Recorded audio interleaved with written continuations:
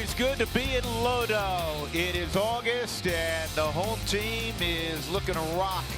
They've won 16 of their last 20 at Coors Field after a slow start, and they're back where they normally are, well above 500 at 20th at Blake. They're at 59 and 52, just 2 games out in the National League West, as they take on a resurgent Pirate team that comes in 57 and 55, and they played really good baseball. Trying to quiet their bats tonight will be Kyle Freeland, the Denver native. And here's the Southwest batting order of Clint Hurdle. Up top, the former Rocky, Corey Dickerson. He's having another good summer. Starling Marte will bat second. He's very talented. Gregory Polanco will bat third. David Freese has been hot. Francisco Cervelli, normally a catcher. He'll play first this evening. Elias Diaz will be doing the catching. He's at 289. The versatile Josh Harrison at second this evening. Jordy Mercer, the veteran, at short. And the young pitcher Joe Musgrove is on the mound. Well, Kyle Freeland will make his 23rd start. And let's begin here. 2.45. That's his home ERA. That's 5th best in the National League. Yeah, and he pitches at Coors Field. Yeah, and his overall ERA at 3.20. That's 7th in the National League. So, I mean, just glowing numbers all the way around for Kyle Freeland. To me, it's really about that fastball here at home, especially because he's getting a lot of ground balls with it. He's not afraid to pitch inside to right-handers, which he does quite frequently. And I want to flash back to his last start against the Oakland A's here at Coors Field. He went 6 innings, just 5 hits, no runs allowed, 5 strikeouts. And that was his 20th career win. So he piled it up against the A's. He's 20 and 18 in his career, Drew, with a 3.69 overall ERA. The one thing he'd like to flip around, though, Huey, is in 4 of his last 5 starts, he has not been able to go beyond the 6th, or really the 5th inning. Yeah, high pitch count. High pitch count has gotten him. So we'll see if he's a little more efficient tonight. He's been living on the edges. He's got a tough customer leading off in Corey Dickerson. It's the 13th time Corey has been in the leadoff spot, and he hits a towering pop down the left field line, and it goes foul. And then you know what? That was done purely by Parra, because the Colorado Rapids were here and watching BP out on the field. Chris Howard and the guys, and Tim Howard, I should say, and the guys. And so, you know, Parra wanted to show his soccer skills. Sure. So what does he do after it goes foul? He said, you know what? I'm just going to go ahead and kick this. Maybe throw it off my chest, almost into the glove. I think he would have got extra style points if he would have caught it. He was trying to head it. That's right. Can't use your hand. So that's why I just say throw it off his chest, his head, and then use the glove at the end. So Dickerson, in the 12 previous starts that Clint has written his name atop the Pirate order. The Pirates are 10 and 2. And swung on and missed. Well, he's just like Charlie Blackmon, I think, for the Rockies, because he can put you on the board 1-0 with one swing. I mean, he's hitting 314 on the year, so a lot of things for Corey Dickerson. And quickly, if you're going, wait a second, the Rockies are on defense. What's Chuck Nasty doing in the dugout? He's getting a day off, folks. That's the only reason.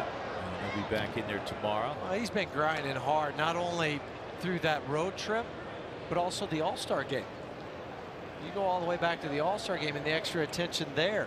So tonight it's going to be David Dahl out in center field roaming for Bud Black.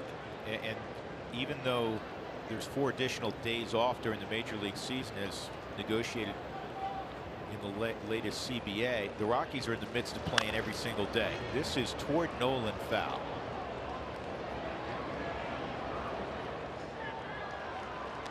Well, let's take a look at the Rockies defense. So in the absence of Charlie in center field, David Dahl just got called back up to the big leagues yesterday. He is in center, and Parra and Cargo flank him. Arenado, Story, LeMahieu, Desi in the infield. And Chris Iannetta has caught 22 of the 23 starts this year of Kyle Freeland. It's a 7th big league start in center, by the way, for Dahl, in the 2nd this year. He had one back in mid-May. Here's another 0-2.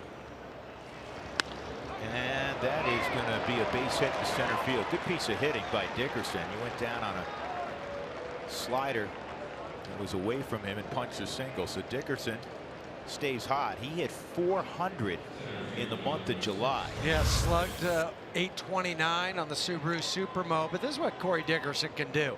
He can manipulate the bat to hit almost any ball. We saw him in a Rockies uniform hit one that bounced above his eyes. He'll swing at it down to his shoe tops. Remember when he was coming up, he was originally signed by Damon Ionelli, a Mississippi kid. That's inside ball one. And Damon just kept going back and really worked him, and it's one of the, for a scout to get a guy in a later round, just said this guy hits, and at every level he is hit, including the most important level, the big leagues. 1-0's fouled off by Starling Marte.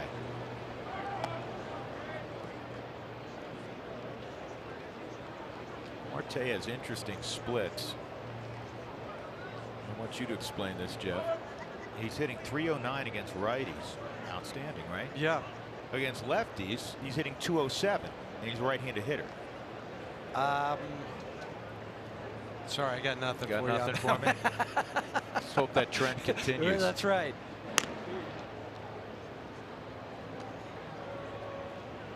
Remember, I think Mark Reynolds last year or the year before had similar type splits where he was better against righties than he was lefties. Sometimes, I mean, sometimes you can't explain what numbers say. Sure. And that's a good pitch. Fouled off 1-2. I think one of the reasons Freeland's pitch count gets elevated is he does induce a lot of foul balls. He's a hard guy to square up. He's among the league leaders in soft contact against. Well, I thought that happened too in St. Louis some. You know, there was a lot of foul balls, 2-2 counts, 3-2 counts. And it wasn't like, you know, his pitches weren't working, and he always found a way to kind of wiggle out of it. But the last 3 or 4 starts, it's not been the, you know, crisp 2 pitches, 3 pitches to a bat. Yeah, 10-12 pitch innings. There haven't been a ton of those. That's down 2-2. So the Rockies coming off a tough week. They were walked off 3 times nearly yesterday, and they came back and won at 11 yesterday to finish that week 2-5. And the beautiful thing is you wake up at home, a whole new week, and you got some energy by virtue of the win yesterday. This is right back to Kyle. Good throw there. Good throw there. That's called a 1-4-3 double play. And we were talking to Clint for a while this afternoon, and one of the things he mentioned about Freeland, he's very impressed with him. He said he's a terrific athlete, and he really can field his position. Just watch this feed, though, to DJ. I mean, if you're asking for it as a second baseman or a shortstop, throw me the ball right over the bag. Let me worry about what I'm going to do with it. And that's exactly what he does. That was a money throw. That was a 17th ground ball double play that he's induced, which is 3rd in the National League. That is 111, though, for the Rockies as a club. He's not afraid to throw. No. Some guys will lollipop that to second because oh, I don't want to throw it away. I don't want to do that. And Polanco hits it on the ground. Cut off there by Story against the shift. Just did get him. Polanco can fly. Long strider. And it's a good start for Kyle Freeland. Home plate umpire, the crew chief, Eric Cooper, making sure that Pittsburgh is not going to challenge.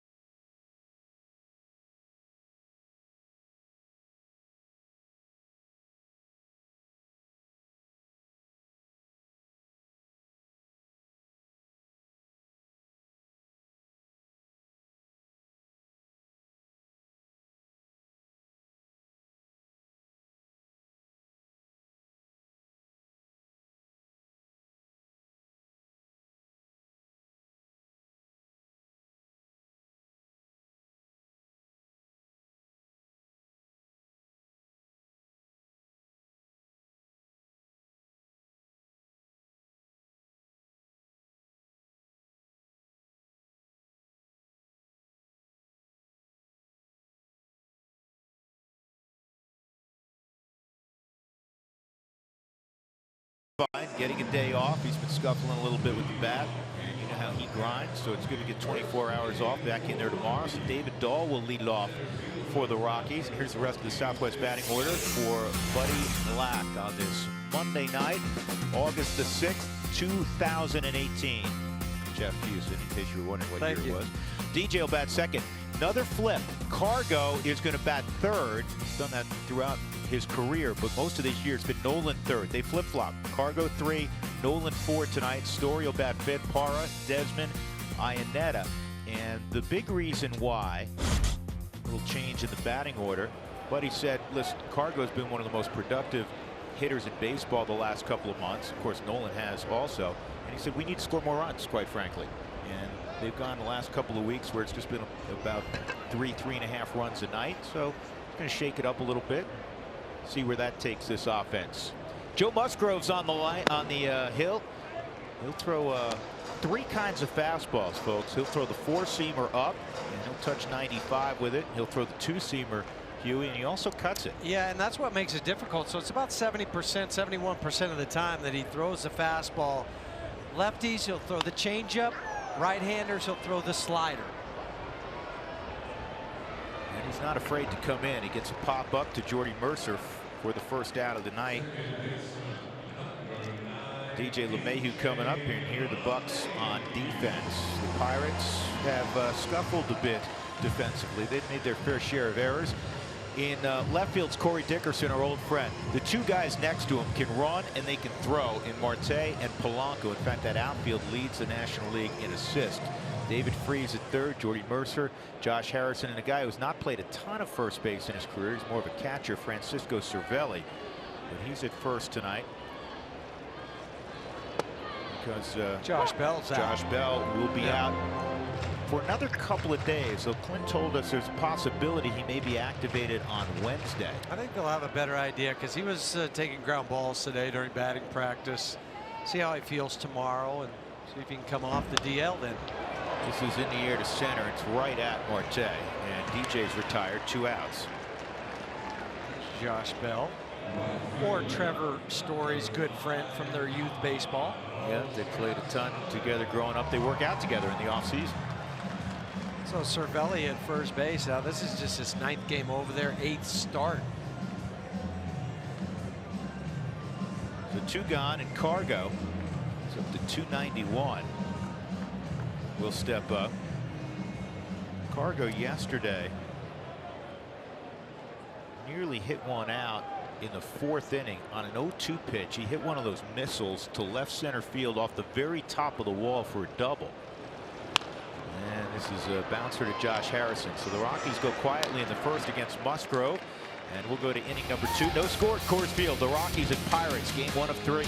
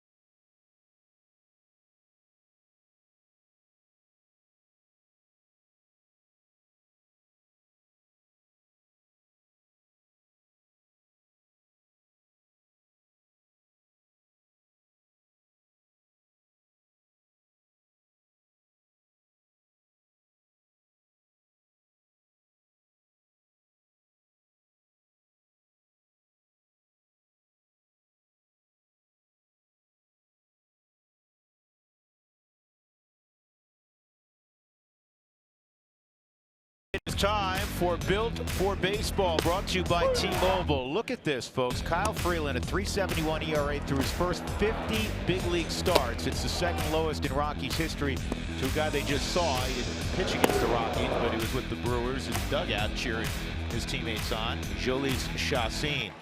And even better at home, Huey. Yeah. 3.23 career home ERA. And that's so good to see. I mean, but Kyle growing up here, this is not intimidating. We know how he goes out there and competes. So you look at those numbers, and one side you're not surprised, just knowing Kyle Freeland. And that's quite an impressive list when you've got 2 of those 5 guys right now in your starting rotation. Here's the 1-0 to David Freese. He bounces this foul. Chacín's pitching tomorrow night. He's going tomorrow night. Yeah, okay. They're off today. And really happy for Jhoulys. What a good guy. And, you know, he was released by the Rockies. Looked like his career may be over. He had shoulder issues, resurrected it with San Diego last year, and he's having a great year with Milwaukee this year. 1-1 on Freese. And that's 2-hopper to Story. And he'll throw out the Pittsburgh third baseman. Time to go downstairs, see Taylor McGregor once again. Taylor? Hey, you guys talking about Kyle Freeland, how consistent he has been this season. One thing to point out, he has been consistently good wearing the color purple.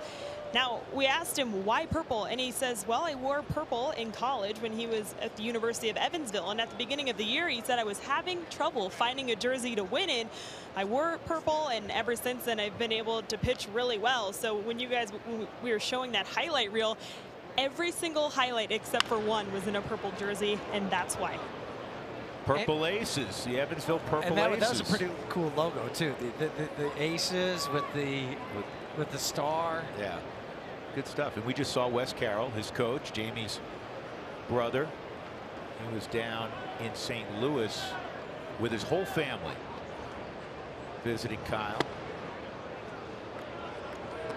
We'd be remiss if we did not mention the start yesterday of John Gray.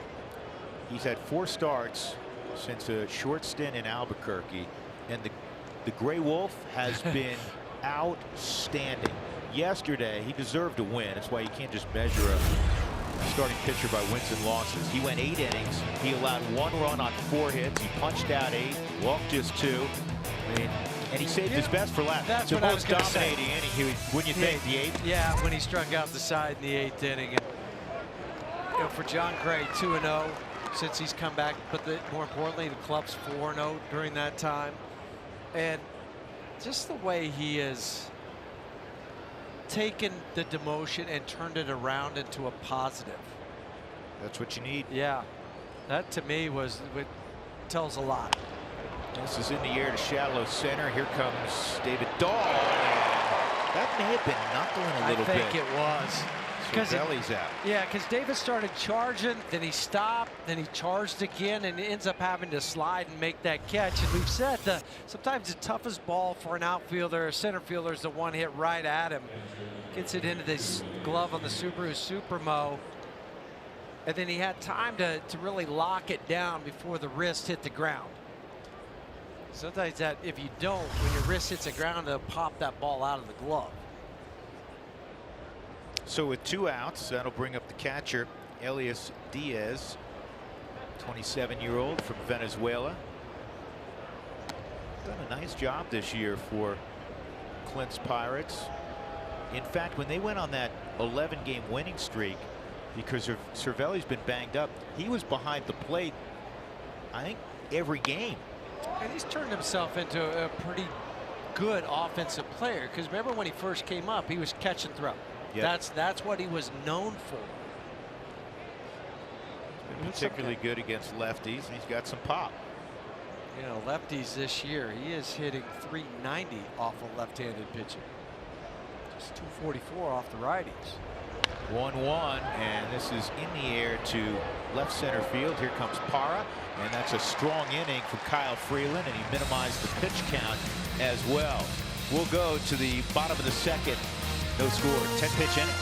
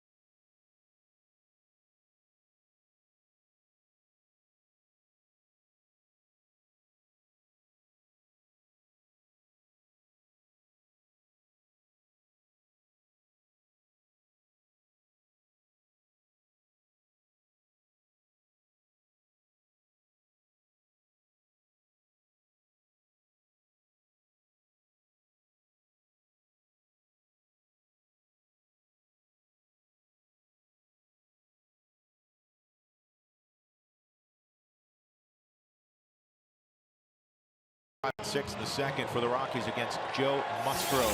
The Hail Yeah big hit is brought to you by Mako. This was a towering, almost brought hail. Towering shot to left in the 11th, and it turned out to be the game winner for the Rockies. 29th home run. He and Matt Carpenter lead the National League in home runs. The Hail Yeah big hit brought to you by our friends at Mako. That had some ridiculous launch angle on it too. 45-degree launch angle or 46. How about Huey? I read today that that ball was in the air for like 6.5 seconds. Think about that. You got to have some bat speed to hit a ball that hangs in the air that long. But off the bat, you're just praying to go, please get out of here in this game and do it the right way.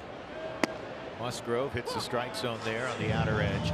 I asked Buddy this afternoon, I said, did you think from your vantage point in the dugout on the third base line at Miller Park, did you think it was gone? He said, you know, at first, said, you know, it's a towering fly ball, and then I'm like, that's got to get out of here, right? And he watched Braun, and after a couple of steps, he realized, yeah, Braun's got no play. The second deck, but sometimes that's deceiving at Miller Park down that line. That deck kind of hangs over a little bit, not quite like old you know, Tiger Stadium in Detroit, where no. you know, good you buddy can of hit mine, it. Yeah, you can hit it in the second or third row. You can hit it in the second or third row, and normally it'd be out on the morning track. Yeah, like a lot of my fly balls. Well, yeah, I mean, but I do have that one in my book. You got that? You went Upper Tank at Tiger Stadium. And if you ever forget to remind us, I will remind everybody that you did that. 2-1 on Nolan, and this ball's pretty well hit center field, but it's going to be caught out there by Marte. I think he got in on him just a skosh. 1 out. Here comes Trevor Story. Fans, if the Rockies score 7 runs or more, they need to have a big outing tonight, and hopefully all week long. Go to participating Colorado Taco Bell locations the following day between 4 and 6 and get your Rockies taco special. Live Moss at Taco Bell. The one-man wrecking crew. Milwaukee watched him hit 7 home runs in 7 games and drive in 18 this year against the Brew Crew. And there was no truth to the rumor that they had a police escort for him, just Trevor to leave town. Right?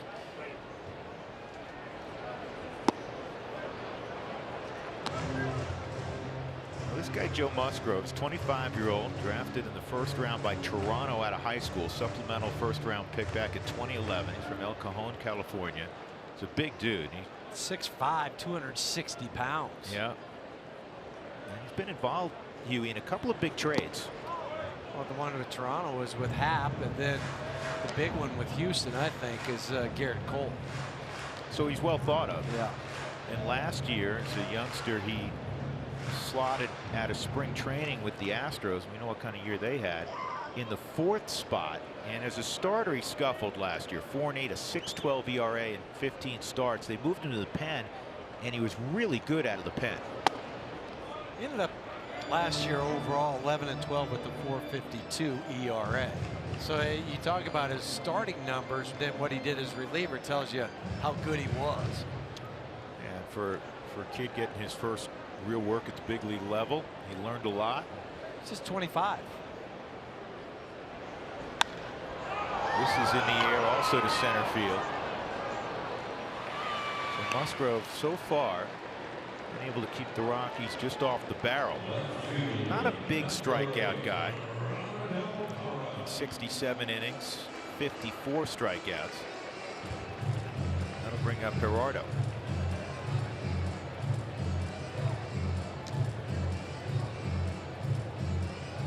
It was so good, Huey. You were off this weekend. I know you were following the team closely, but it was so good to get on the plane yesterday and see all the smiling faces from the players. You know, after the 4-1 lead dissipated in the 9th inning.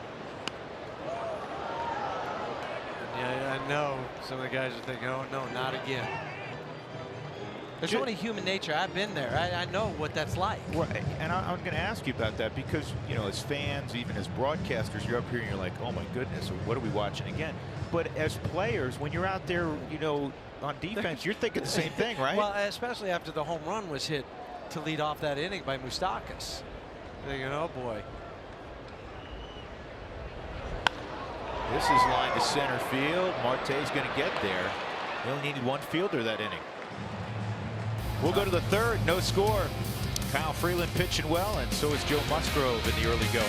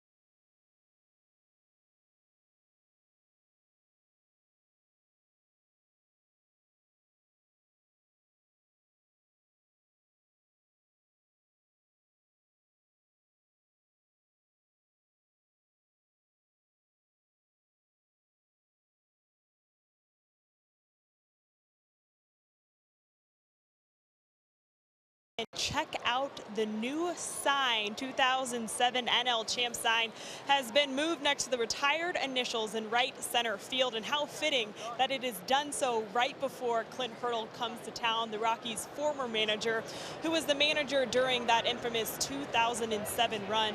I had the chance to catch up with Clint extensively earlier today, and I asked him, what are you most proud about during your time with the Rockies?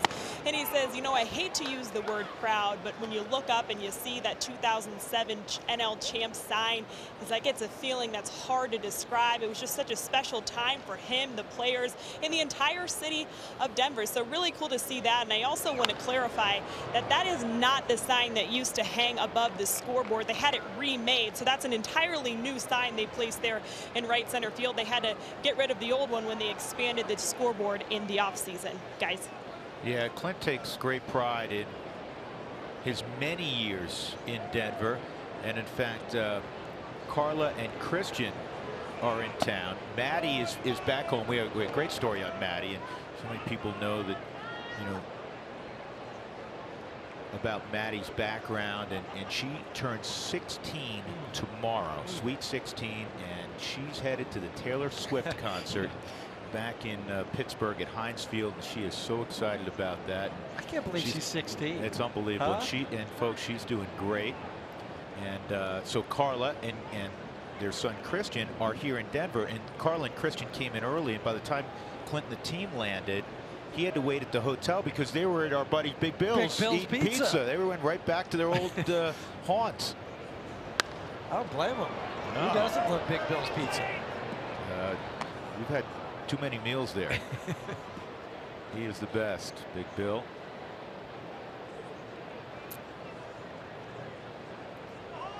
County line and Holly. Don't miss it. 1-2 the count on Josh Harrison.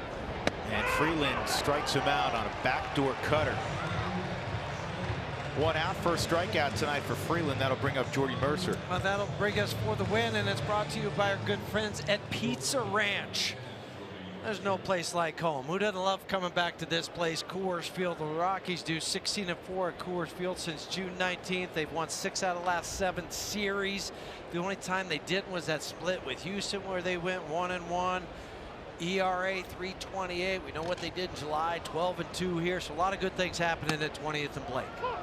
Absolutely. Jordy Mercer takes a strike on the outside corner.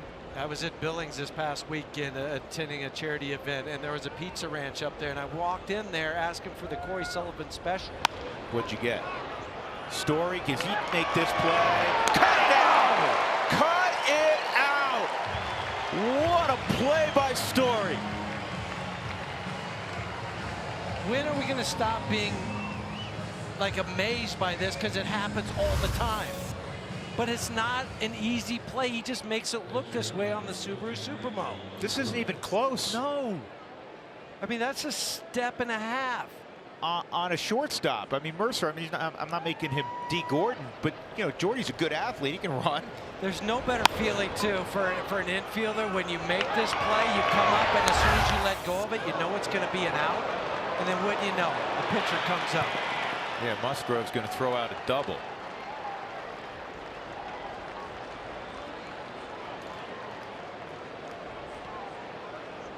Well, Musgrove, again, back in high school, was a very accomplished hitter in California.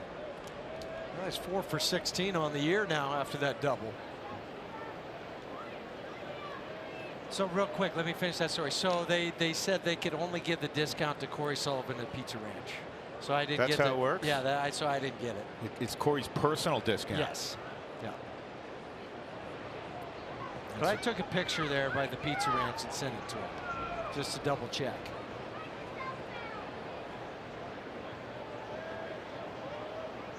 Here's Dickerson, and that pitch just missed. Corey had a good battle with Kyle Freeland leading off the ball game, and eventually took what was a good pitch low and away and kind of punched it to center field for a single. He was erased a couple moments later on a 1-4-3 double play off the bat of Marte. No score, top of 3.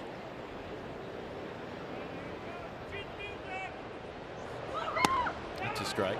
Pirates were at home yesterday, and they lost to the Cardinals 2-1.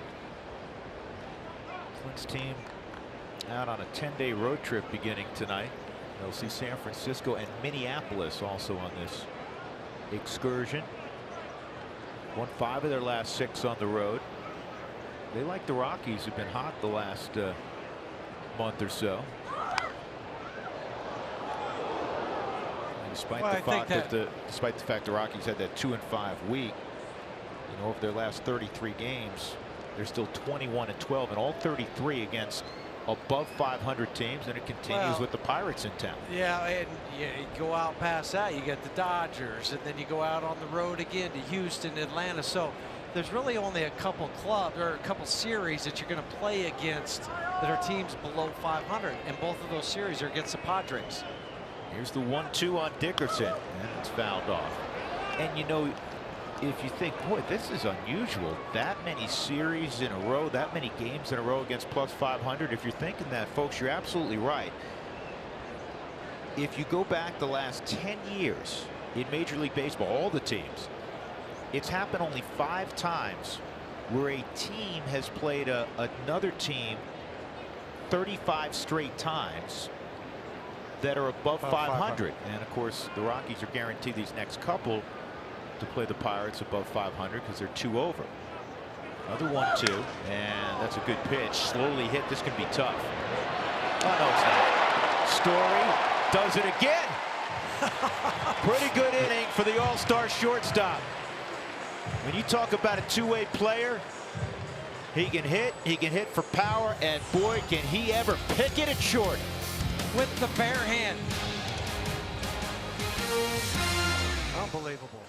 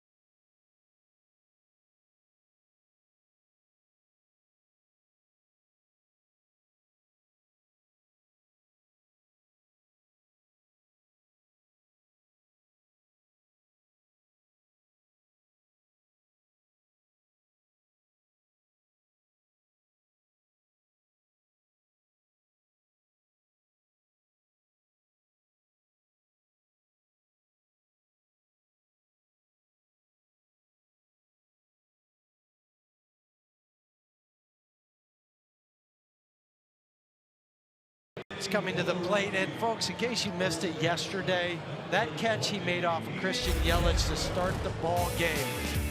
StatCast AI powered by AWS. He covered 101 feet in 5.8 seconds. They say the catch probability 29%. And if you remember, that's the first time he had been out in left field at close to, or right around a month or so. And he comes up with a catch in that game that you don't know how it's going to turn out after that. Yeah, and Yelich, all he did was hit barrels all weekend long. He's as locked in as any hitter in baseball. So Desi will lead off here. Rockies looking for their first base runner. Musgrove's thrown only now 15 pitches. Yeah, 5 in the first, 9 in the second. Desmond Iannetta and Freeland to face the big right-hander. He's ahead 0-2. Desi had his 19-game streak of reaching yesterday and it tied for his career long.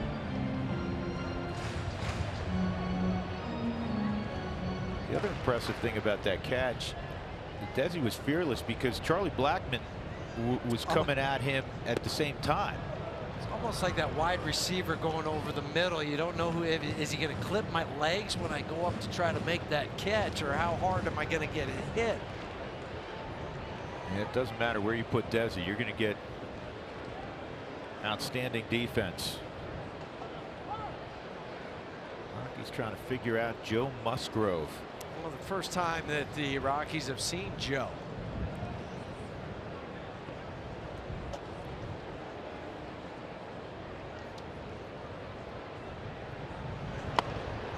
It's a little bit in. I told you earlier that Musgrove is not afraid to throw in with that fastball. Come in with the four-seamer to both righties and lefties. Slider at the bottom of the zone, strike 3. Desi knew it too. Yeah, first strikeout. Right on the inside portion of the Subaru strike zone.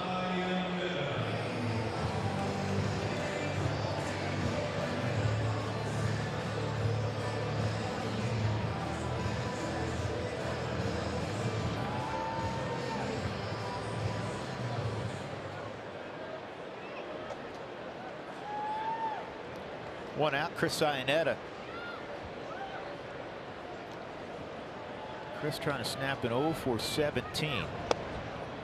It's been a tough ride for the Rockies catchers of late. They had only one collective hit on the road trip. And since the All-Star break, 6 for 57. That one hit was by Tony Walters. 1 for 23 were the catchers.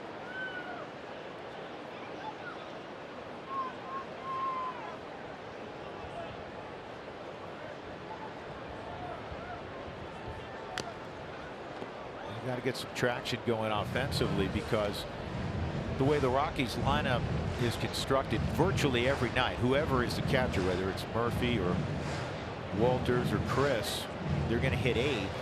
And so you don't want that empty inning every third time. It's hard on a pitcher, we know, in the National League. You're not expecting a pitcher to produce much offensively. Or at least to feel like the manager doesn't have to intentionally walk that 8th place to get to the pitcher and then flip the lineup over that way. Well, he gets to be saying, well, they're not hitting. Let's take a chance on pitching to them. If we get them out, then we lead off with the hitter the next inning. Yep.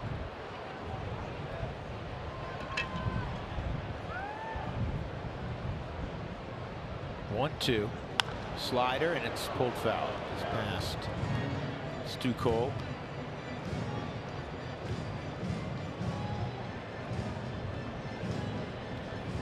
The Rockies trying to turn the tables a little bit there, Stu, on the Pirates.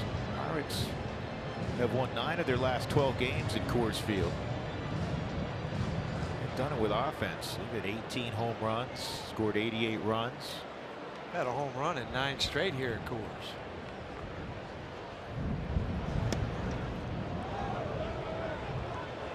Two balls, 2 strikes.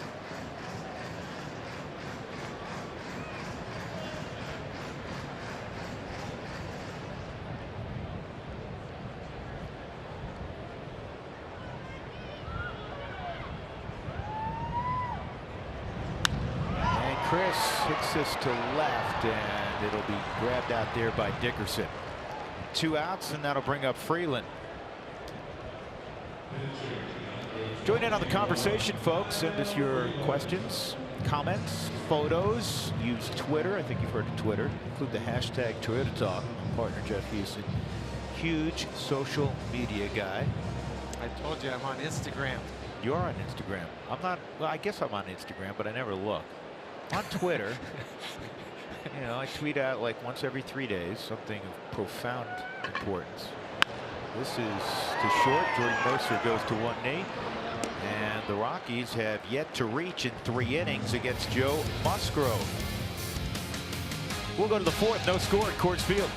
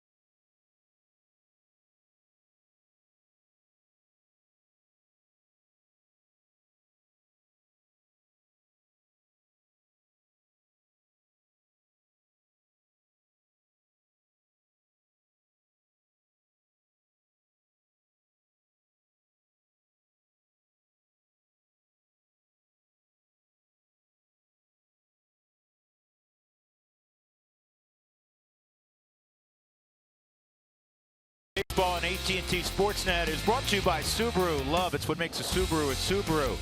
And by UC Health, live extraordinary. How about that expression from Nolan yesterday? Exulting after hitting that home run in the 11th as the Rockies escape Milwaukee 5-4. Here's Nolan getting loose before we go to the top of the 4th inning with my partner Jeff Houston and Taylor McGregor and our entire AT&T Sportsnet crew. I'm Drew Goodman, Starling Marte, Gregory Polanco, David Freese, 2, 3, and 4 for the Buccos here in the 4th. What's going on, man? The wind picked up. Dark clouds overhead. Say anything about the possible R word? How about down in Colorado Springs at the Cheyenne Mountain Zoo? Doug, pay attention to this. You're the weather guru. There was softball-sized hail. That's hard to fathom. Well, that's why, you know, last inning we did our AMCO hail yeah. That was our Mako hail yeah. Excuse me. And it was unfortunately appropriate today down in the Springs. Let's hope we don't get any of that here tonight. 0-2 pitch. Trying to go back door with the slider. It's 1-2 on Marte. Hit a comebacker his first time up, and Kyle turned that into a 1-4-3 double play. And that's right back to Kyle again. No, calling a foul ball. It hit Marte. But he started running. I'm not saying it didn't hit him, but as a batter, you know when it hits you, so you just stand in the box. But he took 3 or 4 steps out of the box. Well, they caught him on the knee. Yeah, when you hit a ball that goes 8 feet, you're even if you didn't get hit, you're trying to play it sell off that like, case, right? Freeland, great pitch. Second strikeout for Kyle. Marte's retired. That'll bring up Polanco. And there they are. They're here every time. The numbers grow each time Kyle pitches also. Heavy bite on the Subaru Supermo. 85 mile an hour on that slider. A lot of good depth to it.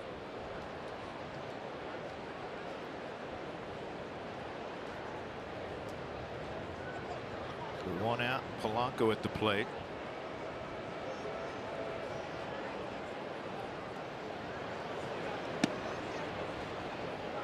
Inside ball 1 on Polanco.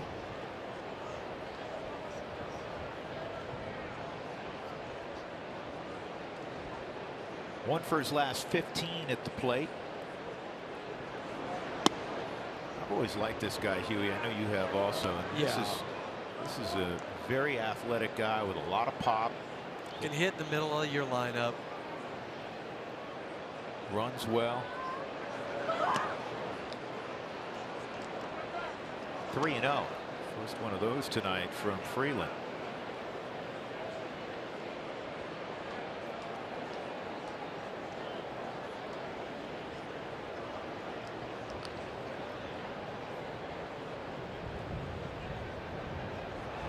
Trio is in there, 3-1.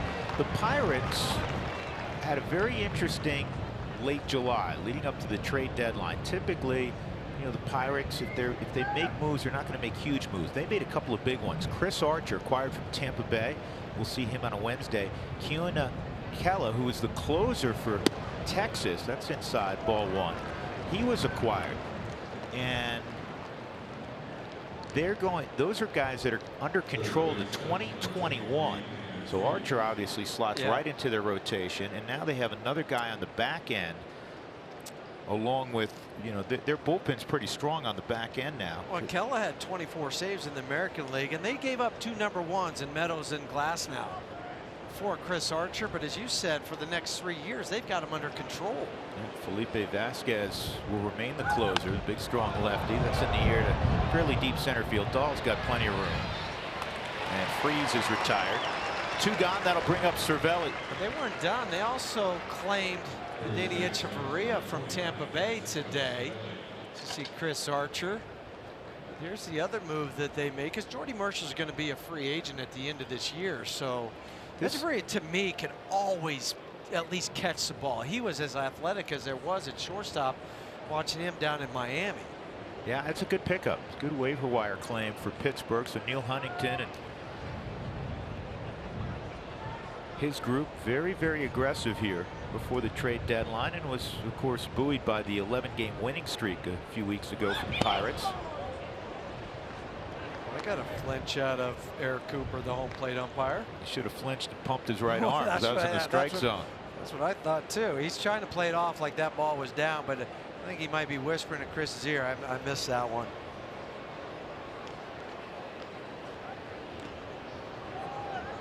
Well, they won't play one of my favorite walk-up songs in baseball here in Denver, because you know, Cervelli does play for the Pirates. But when he comes up in Pittsburgh at PNC Park, they play It's Amore. Inside. 2-0. Cracks me up every time. Yes, indeed.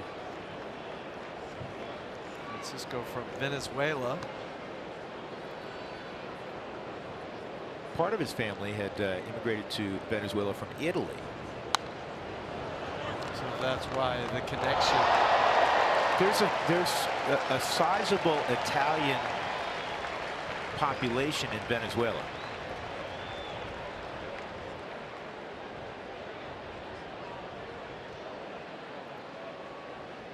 Crowd reacting. A gentleman made a really nice catch on that foul ball and then handed it off to that little guy. That's awesome.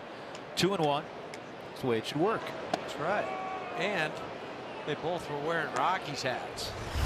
Even better. Now, leaning over. Don't fall, though. Do not fall over that railing. Good catch. I've got it. Secure it.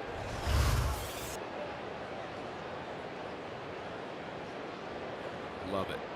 That's what it's all about right there. That's inside. That's 2 walks now.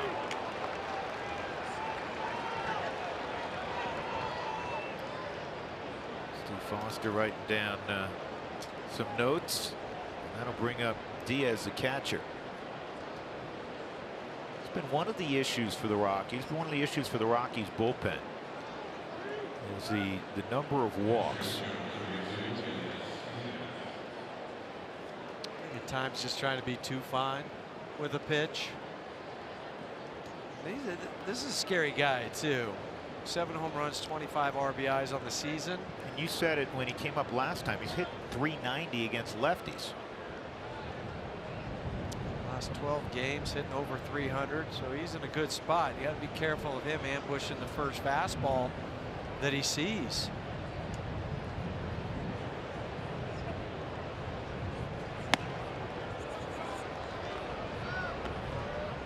Freeland misses there. It's 1-0.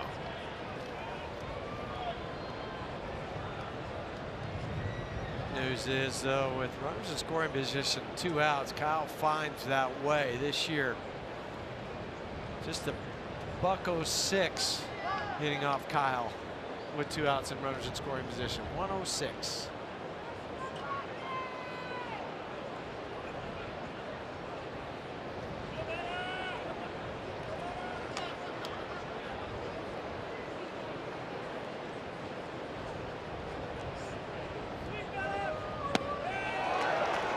Ball, 1 strike. Great call from Chris. Yeah, not going to give in with a heater. No. It's a savvy presence behind the plate, knowing what a hitter's thinking. How can I throw the pitch that's going to be best for my starter? 2 outs, top of 4, 2 on.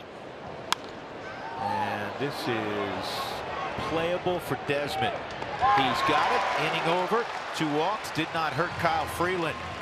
So we move on. Rockies trying to figure out Joe Musgrove. They've not had a base runner yet.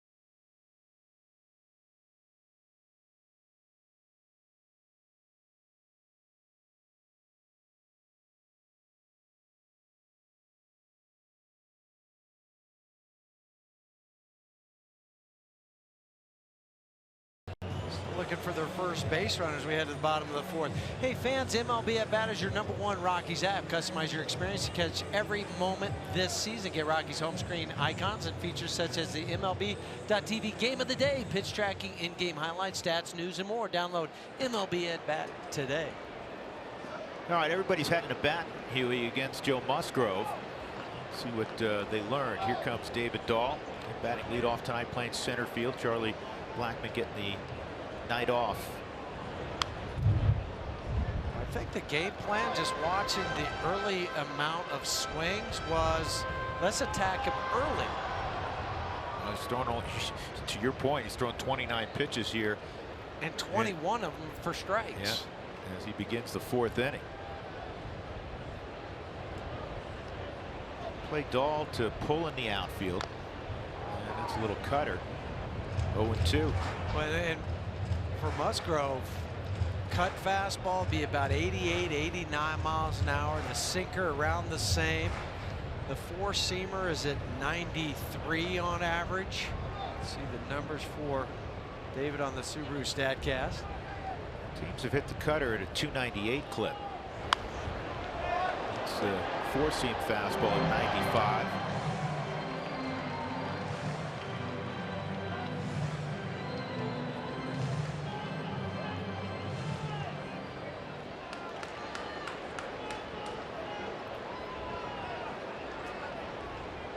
Musgrove began the year on the DL. He had a bit of a shoulder strain. Tonight his 12th start. His 61st appearance overall, his 37th Major League start. Dahl battling away. David was tearing it up on his rehab and a few games after being optioned, coming off the broken foot. This guy needs sustained good health. You know how talented he is. Every time you turn around, it's something else. Just think about his list of injuries that the spleen, the stuff that you can't control. No. It's in the collision.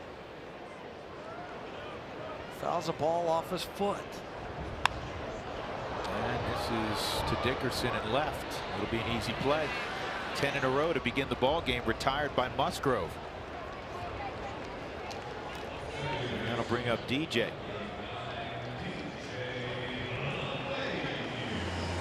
I just want to see him throw out at the stretch. See what He may forget how. Last time he did it was over an hour ago out in the bullpen. DJ, good numbers the last couple of years against the Pirates, 333 average.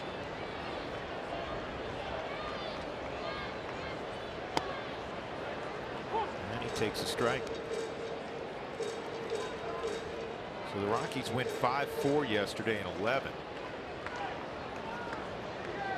But runs of late have been hard to come by. The last time they scored 7 in a game, at least 7, was July the 20th.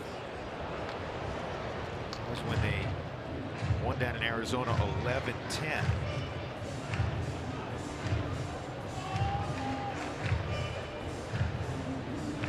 Even on that road trip, we talk about the blown saves and the games you got walked off on. The offense, I mean, it wasn't like they were tearing it up either. Nope. 213, 215 on that road trip. Buddy made a point today that we make periodically on the air. Sometimes, you know, fans forget this. If you're a 300 hitter, you don't hit 300 in April, 300 in May, 300 in June. It's not a, you know, a steady, linear type of thing. And same thing with an offense. You know, you're going to have periods that you don't produce. And of course, you know, July was a great month all the way around. Rockies pitched well. They played great defense all year. They swung the bats well. So far in August, it's been tough in terms of scoring runs. They've run into some good pitching now. St. Louis can throw some arms at you. Yeah, they can. Oh, Peralta for Milwaukee. Nobody hits him. No. Even talking to some of the guys today, they're like, I don't know how he continues to do it. I just don't pick up the ball or it cuts a little bit. This is on the ground to second. Harrison's got it. And there's the second out in the fourth.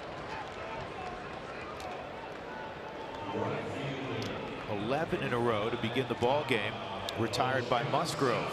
So Cargo will come up. Just the second time this year he's hitting the 3 spot. Of course, in his career he's been there a ton of times. In fact, 574 to be exact. You don't have to count them up. We've done that for you. And he's hit 291 with 130 home runs, driven in 400 in 574 games in the 3 spot.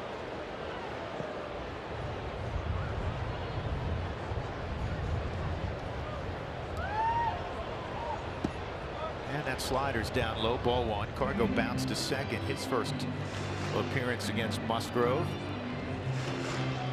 Musgrove, back with the Astros in 2015, was their minor league pitcher of the year.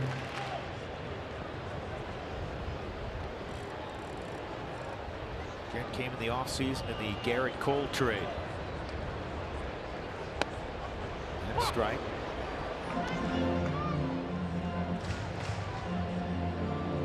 Musgrove has it working tonight. He's got the fastball, can sink it, cut it. Also the slider and the changeup. Somebody's going to run into one. Yeah, they are.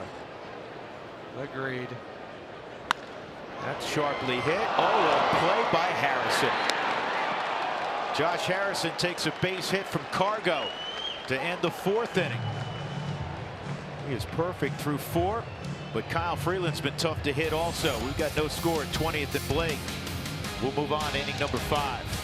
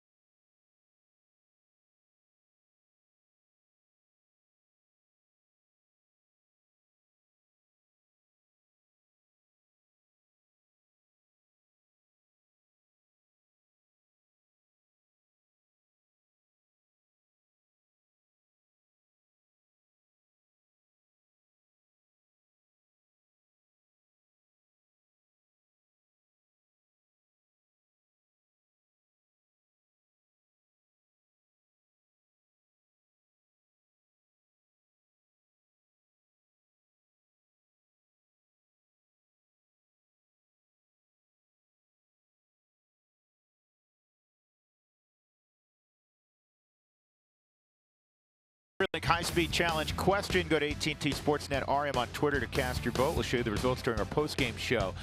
Well, one of the great players of all time and one of the great philanthropists when he was a major league player who, as we all know, died tragically on a humanitarian mission when his plane went down on his way to Nicaragua. The great Roberto Clemente. And the question's simple. Should Major League Baseball retire Clemente's number 21? In all parks, obviously the only number retired for all teams, Jackie Robinson. And I thought about this one when we were given this question late this afternoon. And this is a tough one because you have so much respect and admiration for what Roberto Clemente was. Forget as a player. I mean, he just embodied all that was right. Good play by Nolan to get Josh Harrison one out.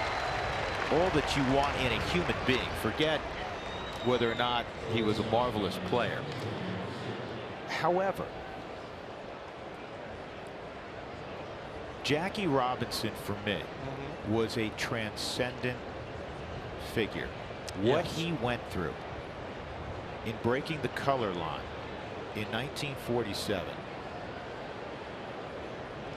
I like and I hope that his number is the one that always stands alone, and it is not in any way, shape, or form to diminish what a wonderful player and humanitarian Roberto Clemente was. So I think you just changed my vote, because originally I was saying yes. I was saying yes. Well, because it's hard. You go, well, this dude, what a wonderful person. Right, and a humanitarian, and the tragic way that he died and what he meant to the game, 3,000 hits in the Hall of Fame, all of that. But then when you put it in those terms, what you're saying about Jackie, it is kind of neat to look up there in every ballpark and see the number 42 retired. And that's the only one. And of course, there's strike 3 on Jordy Mercer.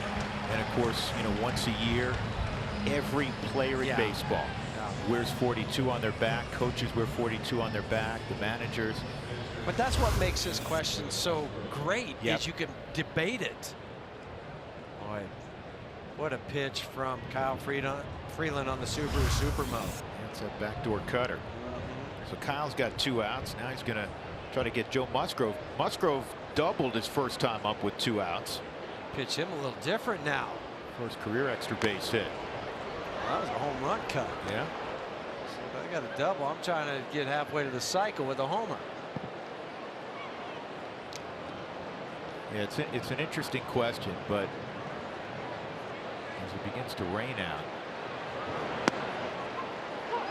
my answer has 0 to do with Roberto Clemente and everything to do with elevating the status of Jackie Robinson. 0-2.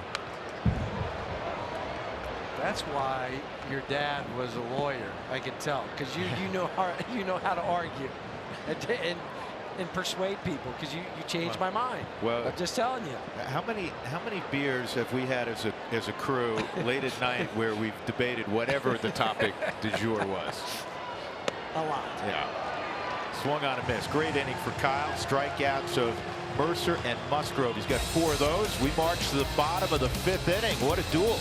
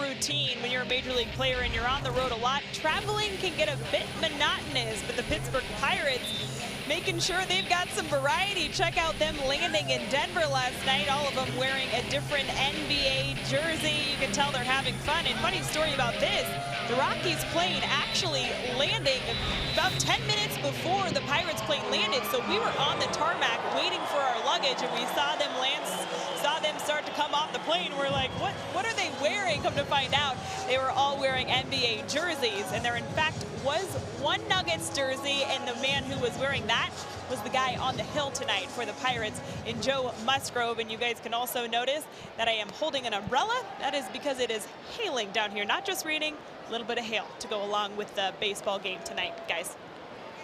It is hailing. Wow. This is going to be the first hit for the Rockies tonight. And on that wet grass, it skipped for a moment on Polanco. Nolan Arenado, not his first career hit, but his first hit this evening. So the Rockies break the ice with a leadoff single here in the 5th. Well, finally solved that first pitch strike that Joe had been throwing. He just slices it to right field, almost skips by Gregory Polanco out there.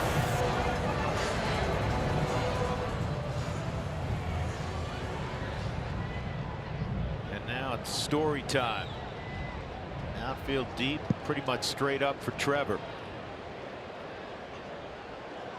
After the work this weekend in Milwaukee, he's got 24 home runs, 79 driven in. And the breaking ball's off the plate.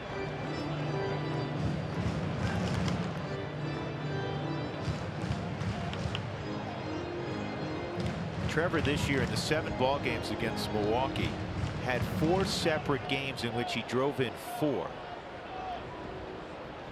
That had never happened before against a single opponent by a Rocky in a season.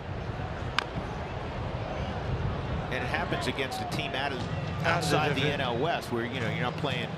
You play the Giants 19 times. We've seen Nolan have some huge years against a lot of teams, but in particular the Giants come to mind. Yeah. And he did it four ribby games in 7 opportunities. Crazy. Yeah, he was 9 for 27 in the 7 games against the Brewers. Had an OPS of 1.609. So 9 hits, 7 homers. Yes. And how about that base hit? Nolan may be able to go first to third. And the throw in that direction will not get him. Back-to-back singles here to open the 5th inning. That is something that was missing, Huey, over the weekend, and really of late, where you put some hits together. Just string them together instead of having 2 outs, a hit, and then something happens. Now you got first and third and nobody out. Trevor keeping it going on the Subaru Supermo to center field. I love the aggressive play by Nolan. Now, Marte in center field, very, very strong arm, has 10 outfield assists on the year, but you challenged him. And you got to get to third there. Even though, Nolan's a slightly below average runner, right? He's still got to get to third on that base hit. Yeah, because of where Marte was, how he had to move, how he had to throw back against his body. And now Parra, who's been one of the league's best at hitting with runners in scoring position. 375 this year. And this will get a run in. And it's bobbled by Harrison. He won't get anybody. A couple innings ago, Drew, you're talking about the defense for Pittsburgh.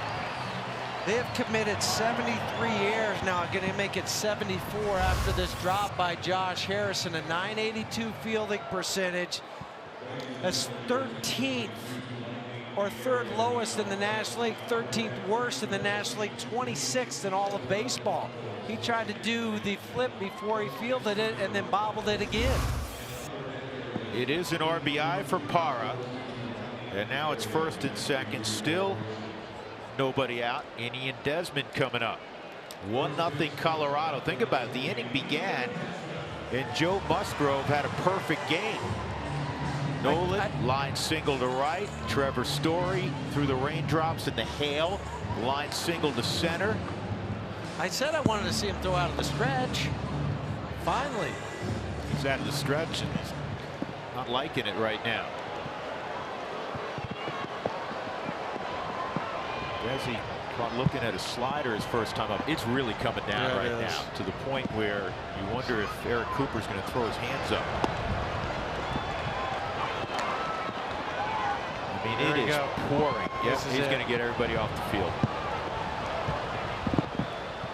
So Musgrove, he's still standing out there. I don't think he saw Cooper.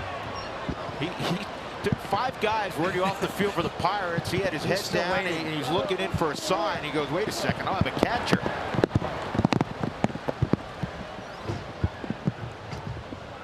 So the Rockies take the lead here in the bottom of the 5th inning.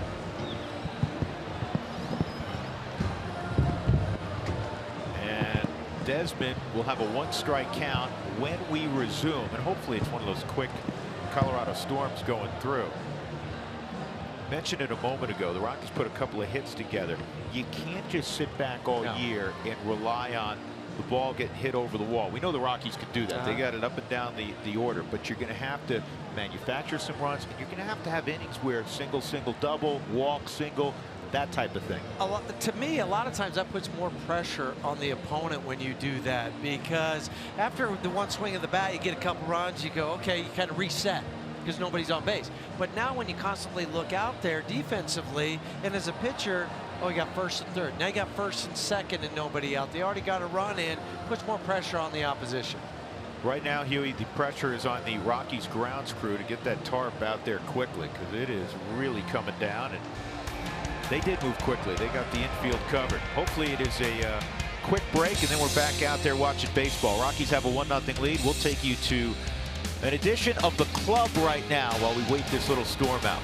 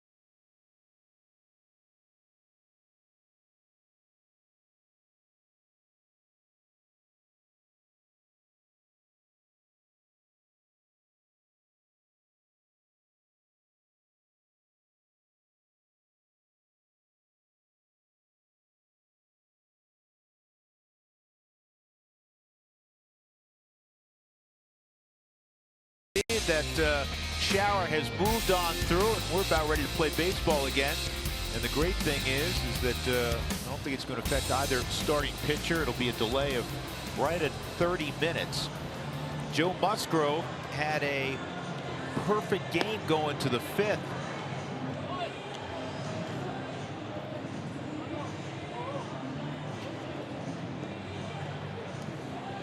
Let's take a look very quickly at our Cooney Lexus look back. Both Musgrove and Kyle Freeland pitching a beautiful game, and the Rockies finally got after Musgrove right before the rain. Leadoff single, Nolan Arenado. Trevor Story, a bullet to center field, and then a bouncer off the bat of Gerardo Parra, mishandled by Josh Harrison. Everybody safe, run scores, 1-0. And then after a first pitch that was swung through by Ian Desmond, the home plate umpire, who's crew chief Eric Cooper, said, "No, this is ridiculous. Everybody off the field." So now we resume. That's our Cooney Lexus look back. And it's Ian Desmond, 2 on, nobody out. The Rockies again up 1-0. 2 hits for the Rockies now, just 2 for the Pirates. 1 strike on Desi. Story at second, Parra at first. I saw Musgrove too. After the rain passed, it was a pretty quick shower. It just took him a little bit longer to get the field ready, but he came out, I would say maybe 10, 12, 15 minutes ago, and was already getting loose, throwing again. So that's how he kept his arm loose. I'm sure Kyle Freeland on the opposite side maybe went into the tunnel, the batting cage, and just threw some against the netting, or took a catcher in there, said, "Here, let me fire a few down to you, make sure my arm stays loose."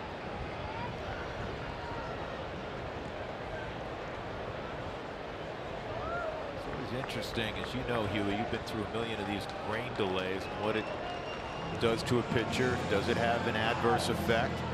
This is the first time he's worked out the stretch all evening. He was getting early contact off the barrel. A lot of fly balls. Well, and then he wasn't helped by his defense with that ground ball to Josh Harrison. They were only going to get 1. It wasn't hit hard enough to turn 2, but now the Rockies have a chance to hopefully have a sizable inning.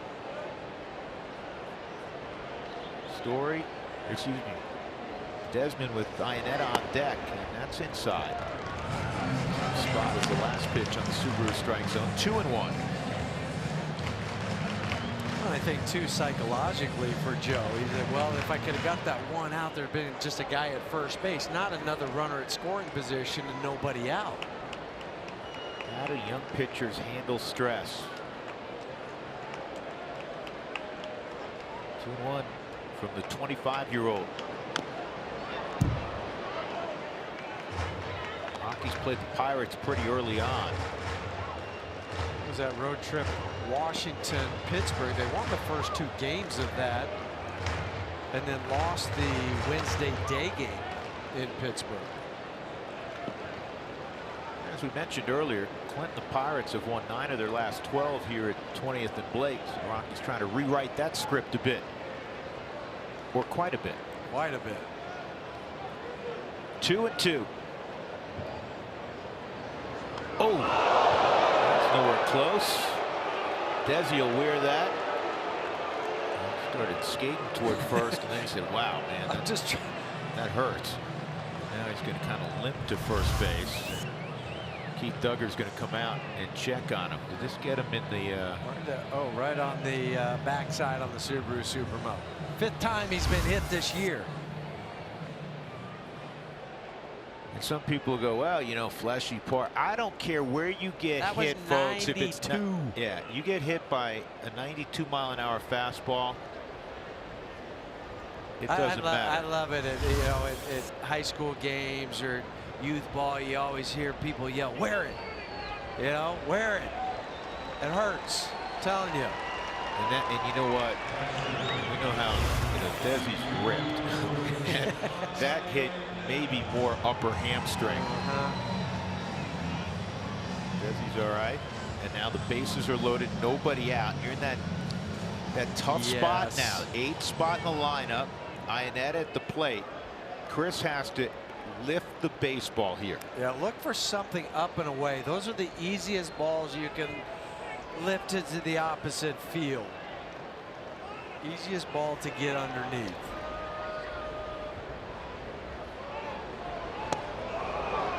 Of course, Chris has been in a funk. He's 0 for his last 18. His last RBI was on the 4th of July. The one thing he has many things going for him, but the 35-year-old with a boatload of experience, a reservoir worth of experience. First time he scuffled. It's part of baseball. And that's a pretty good block there by Diaz, who's well known in the Pirate system for his defense. Two now after the rain and the diamond drive, that's all mixed out there. Does the ball react? Does it change directions? Is it different than what it was to start the game?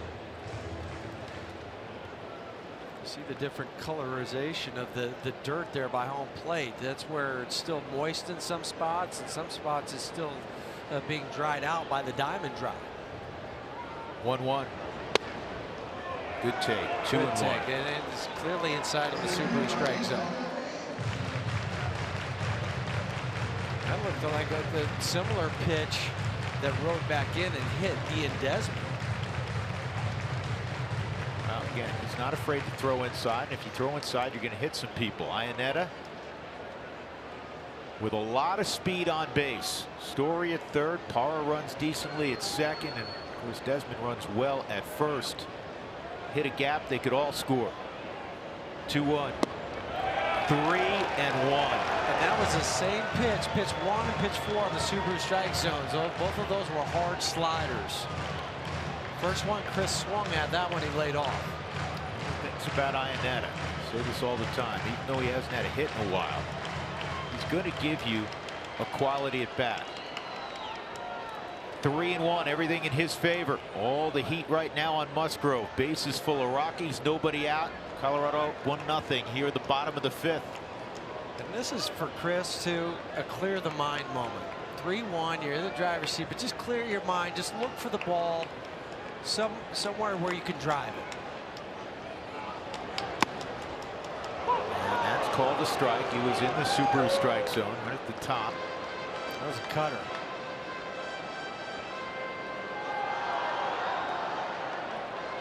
It's a big sequence right here. Get at least one home if you're Chris Iannetta. You got Freeland on deck. Last couple of weeks, these situations have been problematic for the Rockies. They've been able to put that big inning together.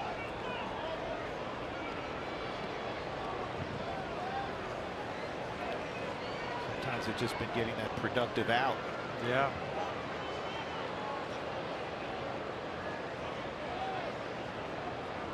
Here we go, 3-2. This is pop foul. It's out of play.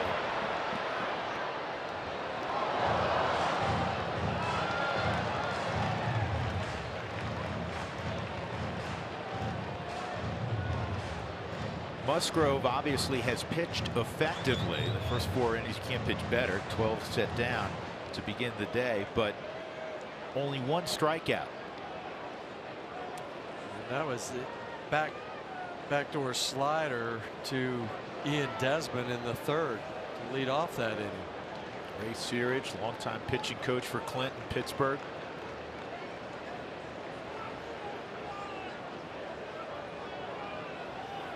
Another 3-2. Swing. I'm all over the board on the Subaru strike zone. Some up, some away, some down.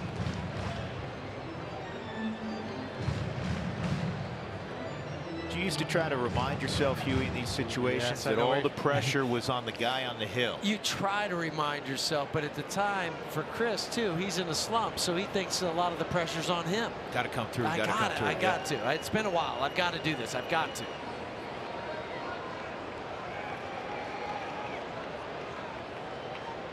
Here we go again. And that is toward the gap, left center field. It'll be caught by Dickerson. Story will tag and come home. Good at bat for Iannetta. And the Rockies take a 2-0 lead. And I'll tell you what, if Dickerson was not heavily shaded toward the gap, that is going to clear the bases. This is going to scoot to that biggest part of this ball field, but Chris, you know, he comes through and Dickerson gets a good jump on that. He ends up closer to center field than he is in left field. Gerardo thought, well, he might drop that or it might fall down and I'll go, but at least Trevor did the right thing. He stood at third, waited, he knew he was going to score. That's the 23rd RBI this year for Chris. In that situation, obviously Story textbook, you always tag. Normally, runner on second base with nobody out, you're going to tag. Yeah. Should Parr have gone back and tagged? Yeah, I think he should have been a little bit closer to second to at least have that option. Get back. He's in the air. Freeland will be upset with himself. 2 outs. Because if that gets by for Gerardo, he's going to score anyway. Right? So that's what I'm saying. I know it looks like it's going to fall in, but at least go back to a couple feet or a couple steps closer to the bag. You see if he's going to catch it. Then you tag him. You still might not be able to go. Well, but it gives you the option. But here's the thing. This is where all the work that you do and the meetings you have earlier in the afternoon come into play. Dickerson is moving away from third base. Plus, of the 3 outfielders, he does not throw particularly well. An arm injury years ago. And like I said, if it gets down, you're going to score from second anyway. Yep. See if the Rockies can come up with a 2-out hit here. David Dahl at the plate. 2 runs in. Parr at second, Desmond at first.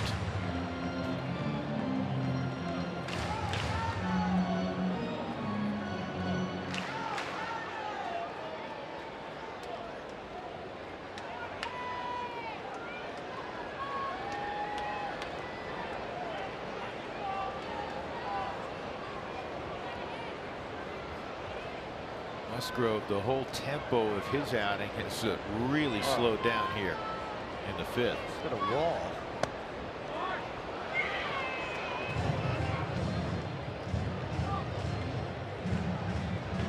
David Dahl came into the ball game with 91 at bats this year, 275 average, 4 home runs, 13 driven in.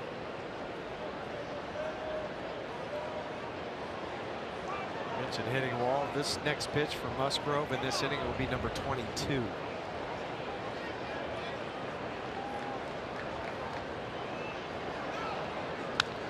Good swing on a pitch.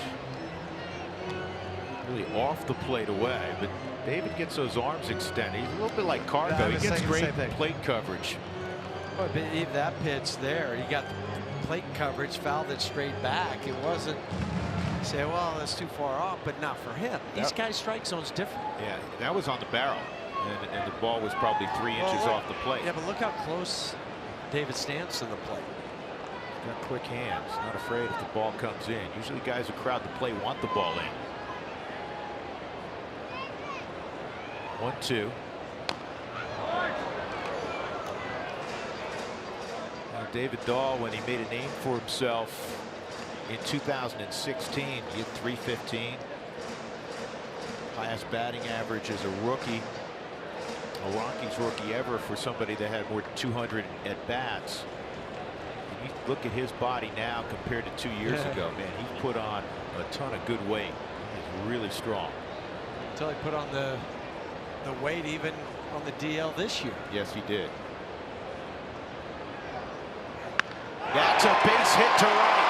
Parr around third. Remember, Polanco can throw on line. Out at the plate. Another outfield assist for the Pirates. Polanco made a perfect throw to Diaz to cut down Gerardo Parr at the plate. 7th outfield assist for Polanco this year. 1 hop, tag. Keep the Rockies from adding another run.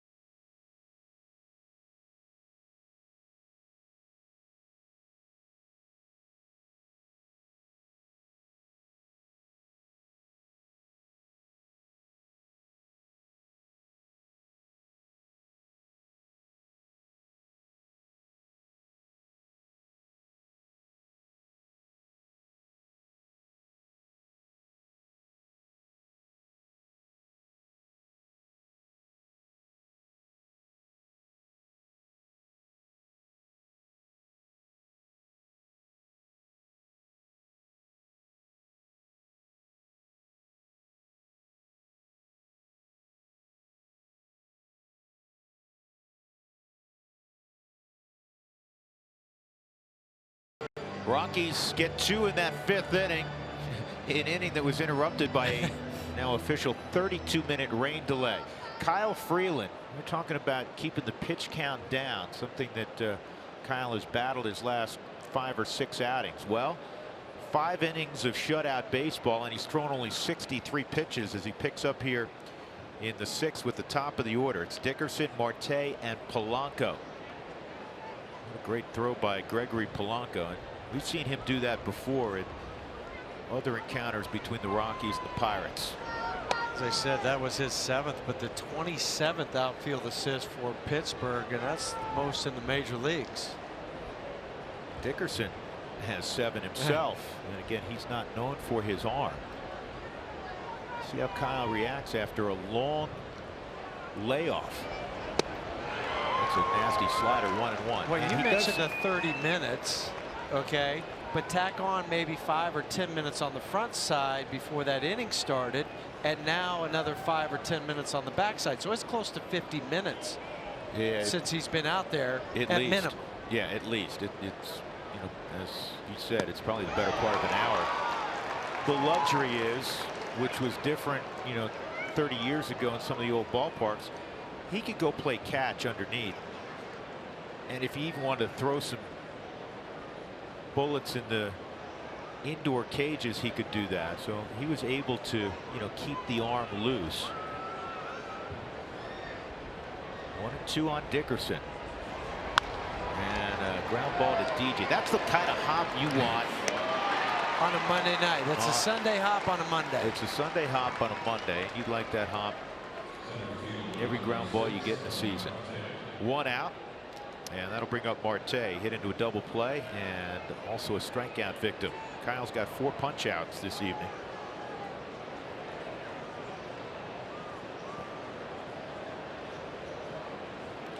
Starling Marte earlier this year, not all that long ago, actually in July, he had a 17-game hitting streak, which is the longest in the National League this year. It just goes to show 17 games. How tough it is to hit in 2018. Well, even more be with specialization, starters 5-6 innings, and then 4 different relievers coming in. Throwing 98. Hey, look, we were going over the Pirate pen this afternoon, Huey, and they have 4 guys that average 96 or better on their heaters. And it's really, it gets, you know, we get some of these numbers, and now when anything over 96, it's always in red, just to let you know that it's hard. Good to see Clint.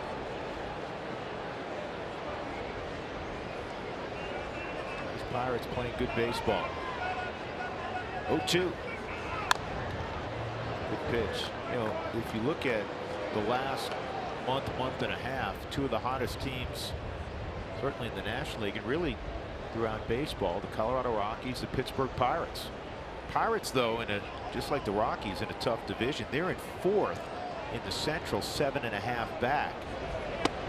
Yeah, they're closer in the wild card. They're 5 back in the wild card. Rockies 2 back in the West.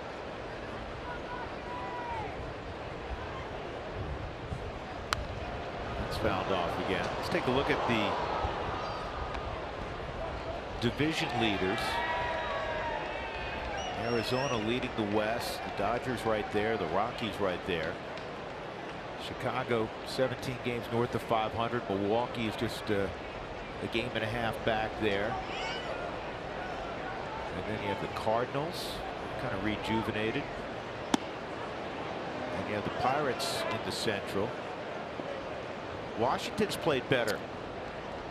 Yeah, if there's 2 teams on the list for me that you just can't figure out, it's Washington and St. Louis. Washington can't figure out Washington, Huey. 2-2. And now it's 3-2. Marte's putting together a pretty good at bat.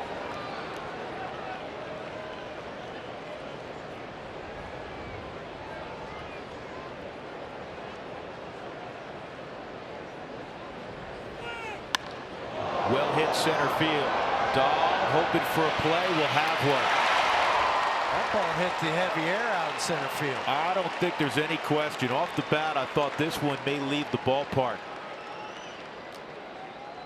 Didn't even get to the warning track. Fans, if you're looking for a premium spot to entertain and watch the ball game, there are a limited number of home plate suites still available for select August and September games. Call 303 Rockies or go online to rockies.com/suites. So here's Polanco, who made that great throw to cut down Parra after the short base hit by Dahl. 2 outs, nobody on, 6th inning.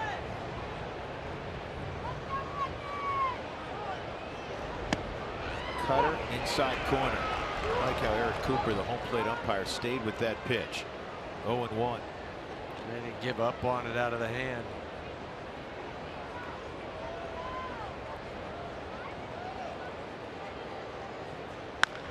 Ground ball to DJ. Got that hop again. And after the showers, maybe an hour of not much activity, Kyle Freeland still sharp. 1, 2, 3 in the 6th. Rockies leading 2-0.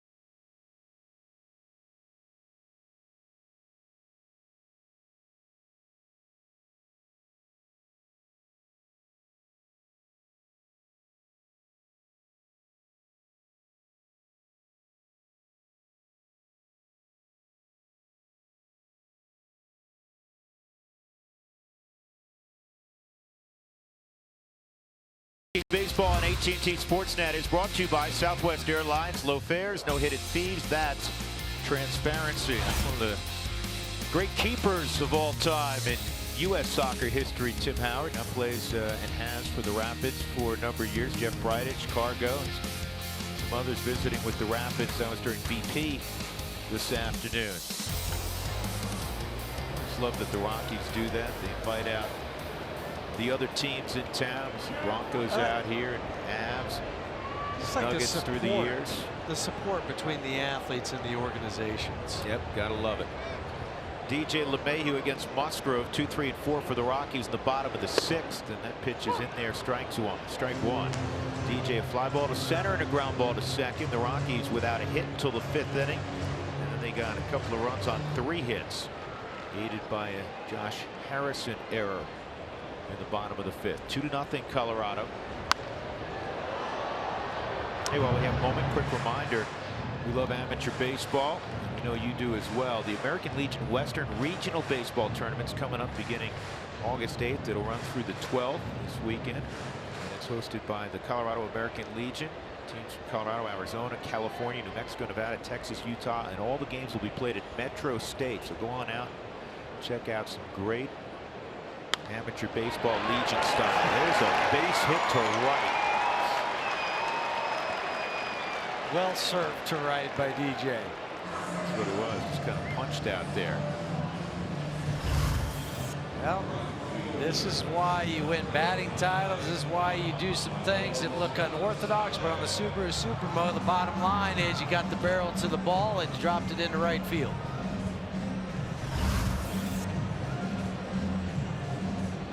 That'll bring up Cargo for the second time this year, hitting in the 3 spot. Buddy telling us before the ball game, just looking to shake it up a little bit. Cargo's been going so well. Trying to get that offense untracked a little bit. And Cargo got a pitch to hit. And a pop out to Mercer for the first out. That'll bring up Nolan. He started the rally in the 5th with a line single to right center.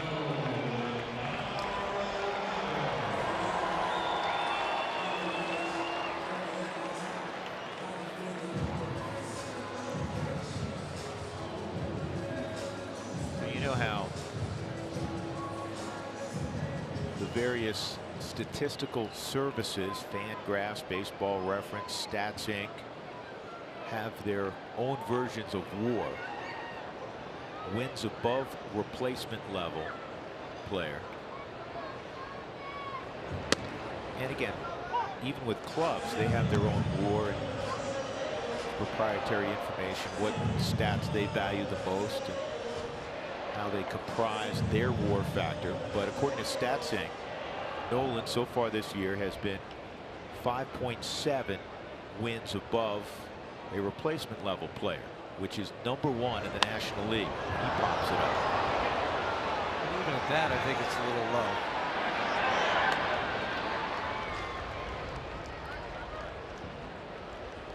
2 outs. Trevor Story will come up. Trevor a base hit last inning.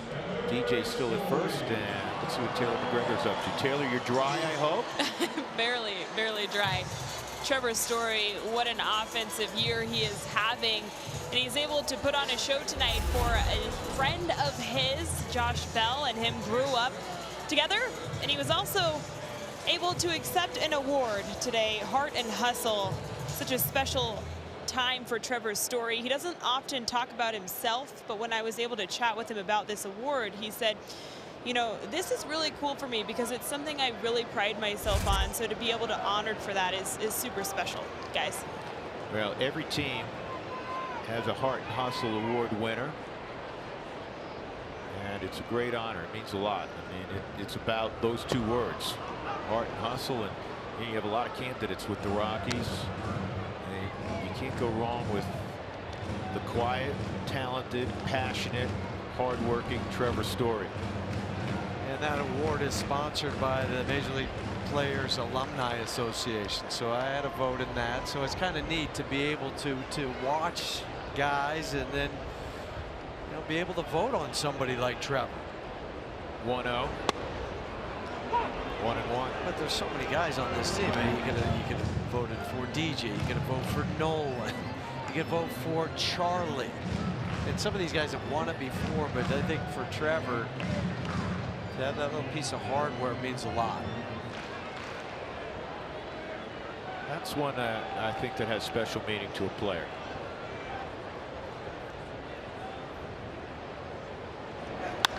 This ball's lined to pretty deep right field. Polanco gathers it in front of the scoreboard. So the Rockies got a leadoff single from DJ. He's left the board 2-0 Colorado.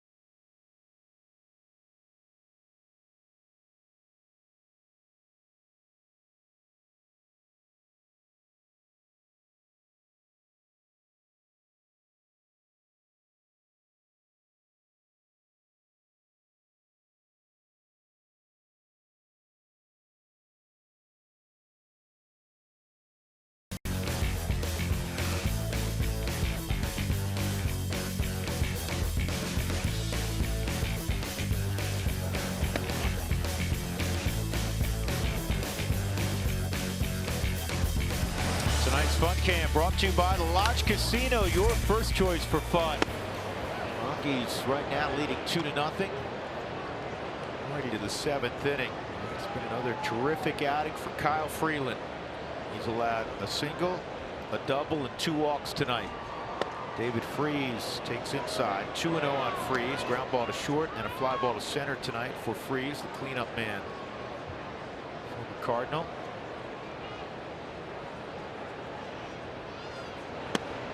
He's been swinging the bat well. 419 over his last 10. In fact, doing our homework for tonight's game, it seemed like every Pirate's been swinging the bat well. He hit 400 on the just completed homestand for the Pirates. On the corner, a strike. He was in there in the Subaru strike zone. Freeze didn't like it. But when you jump that hard and you're thinking about trying to pull a ball, your head will pull off it. So that pitch that is even in the strike zone, but it's away, it seems like it's a million miles away.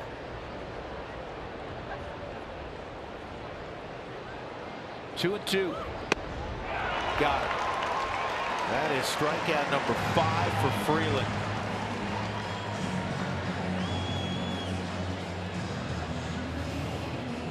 The last 2 have been on sliders. Really a slider on the Subaru Supermo, and that was just a wave by David Freese.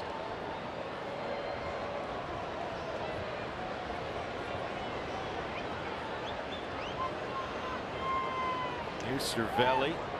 Fly ball to center field and a walk. He takes ball 1. Cervelli, a former Rocky, or excuse me, he's not a former Rocky, he's a former Yankee, what I'm trying to say. I think the Yankees were happy to get out of Boston.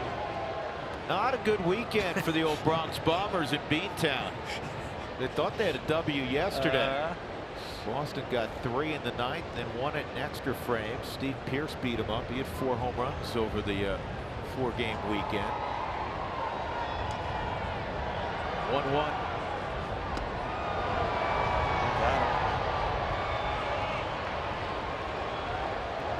So Cervelli, that cutter will go to first, and that'll bring up the catcher Diaz. That is the 10th time Cervelli has been hit by a pitch on the season. Got his jersey on the Subaru Supermo. Still counts. That's the best kind. Doesn't hurt.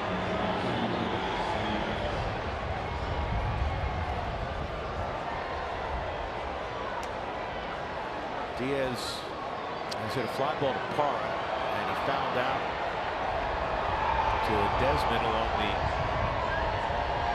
first base line.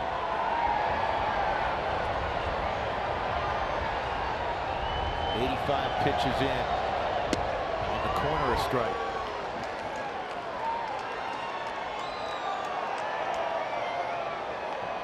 Rockies in another tight ball game.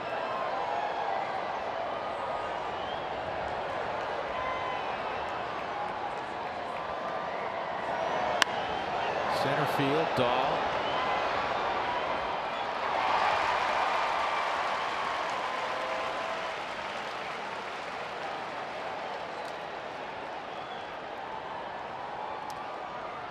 Good night here on Friday, August 10th. That's because the Rockies and the Baseball Tomorrow Fund will collect donations of new and gently used baseball and softball equipment at all gates. Help support the Denver Public Schools baseball program. Give low-income students an opportunity to play baseball. Josh Harrison a strikeout and a ground ball to third. 2 outs. Cervelli at first.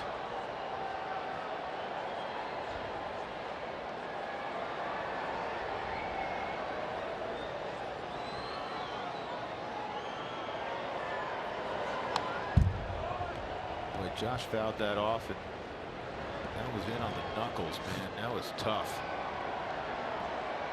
Pitch looks like it's center cut, and I'm ready to go. I'm ready to swing. And then as soon as you start your swing, you're wondering, was my back going to explode? How am I going to get the barrel of the ball, and are my hands going to hurt? All those things running through your mind, right? Running through your head in a blink of an eye. Harrison's battled a hamstring strain of late. Always admired Harrison. Me too. Really versatile player, good player.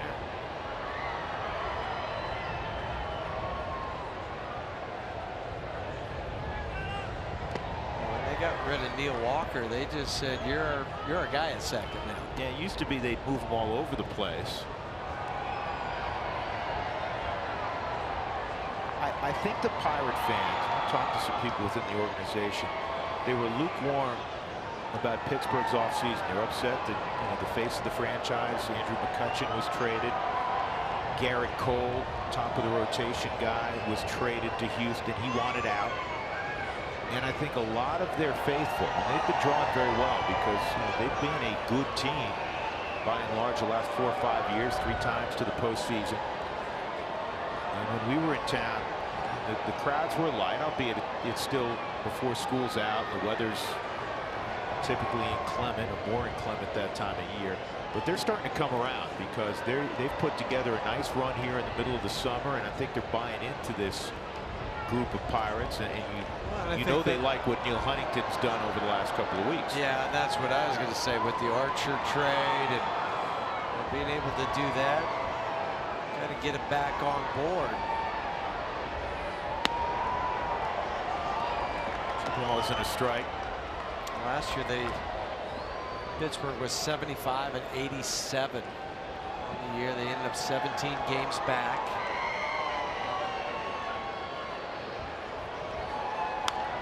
That's pulled foul, and it's 2-2. A lot like the Rockies, they've got some young pitching, starting pitching. What it's all about. And you and I were conversing with Clint about the Rockies staff, and they may not have big names nationally, but it is the best rotation, I think, top to bottom, the Rockies have ever had. And on top of that, they're all controllable. John Gray, splendid again yesterday, 8 strong innings. I think Kyle Freeland, if he can get Harrison here, he's above 90 pitches, but Buddy Black, especially with some of the issues down in the bullpen, he's going to start pushing those starters. Yeah, the only caveat tonight is the rain delay. Maybe, but it comes down to asking him how he feels. It comes down to the eyeball test.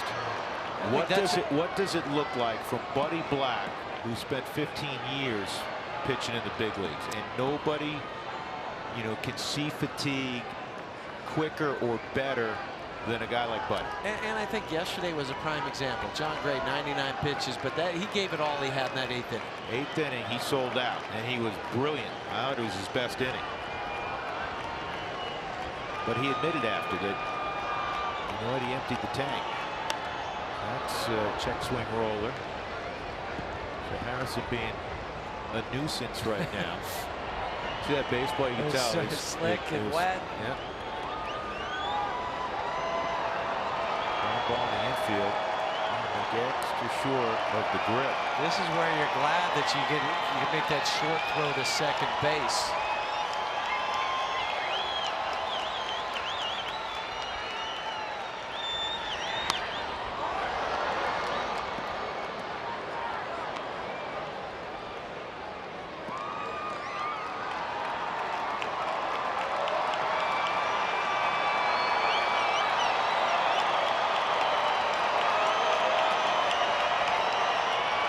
The 10th pitch to Harrison.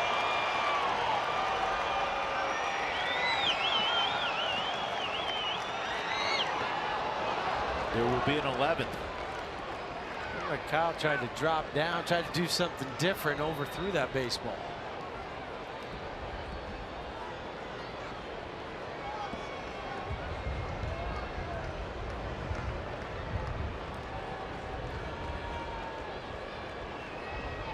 Harrison spraying the ball all over the place. So Desmond, the right-handed batter, on the 3-2 pitch, he's going to move slightly behind Cervelli. Kind of stalking him. And let's have a dozen pitches. Why not? This might shoot your theory down about what happens next inning. Yeah. One at bat can do it when you get in that 90-95 pitch area.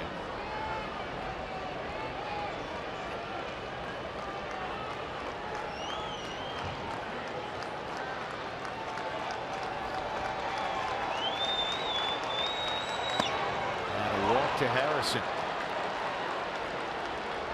And tip your cap. That's a great at bat from Josh Harrison. 12 pitches, and now with 2 outs, there's 2 on. A guy that's a little frightening because Jordy Mercer, he has 5 home runs, but we've seen in the past Mercer run into pitchers against the Rockies. He's hit .351 in his career against Colorado. 34 ball games in his career. He's just a .257 hitter. It's almost 100 points higher.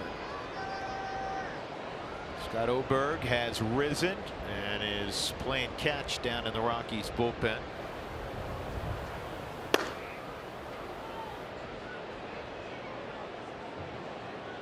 I think this has a lot to do with those 12 pitches that Kyle just threw for Steve Foster to come out.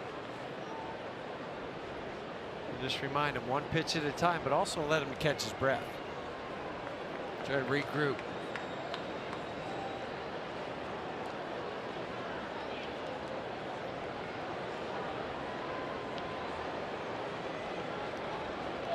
Mercer, another one of those guys who has been swinging the bat well for the Pirates. He's 0 for 2 tonight, but he's reached an 18 straight.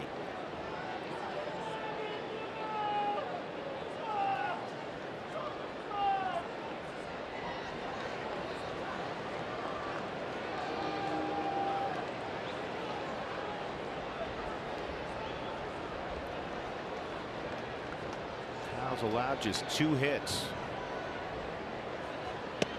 Good pitch. Really good. Right at the bottom of the zone. And I like the way Chris held it too, just a beat longer for Eric Cooper to get another look at that. I love when we see shots of that because the catcher wears so many hats. Some of it, you know, is providing leadership, providing, you know, direction, also being a cheerleader at times. There's 0-2, trying to pass along confidence. I was just asking Kyle if he's okay, because he came off that mound hard, and I think it was more a spike catching in the dirt.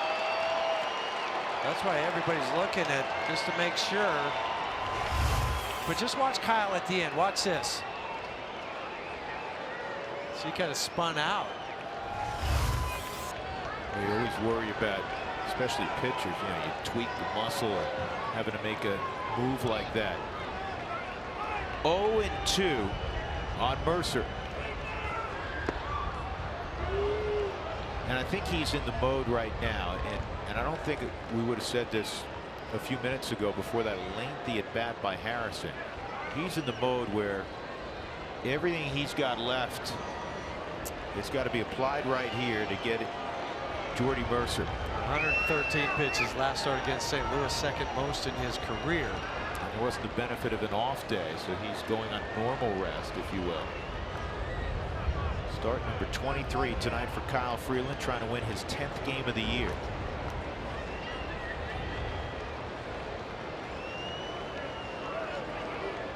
One and 2. Out of play.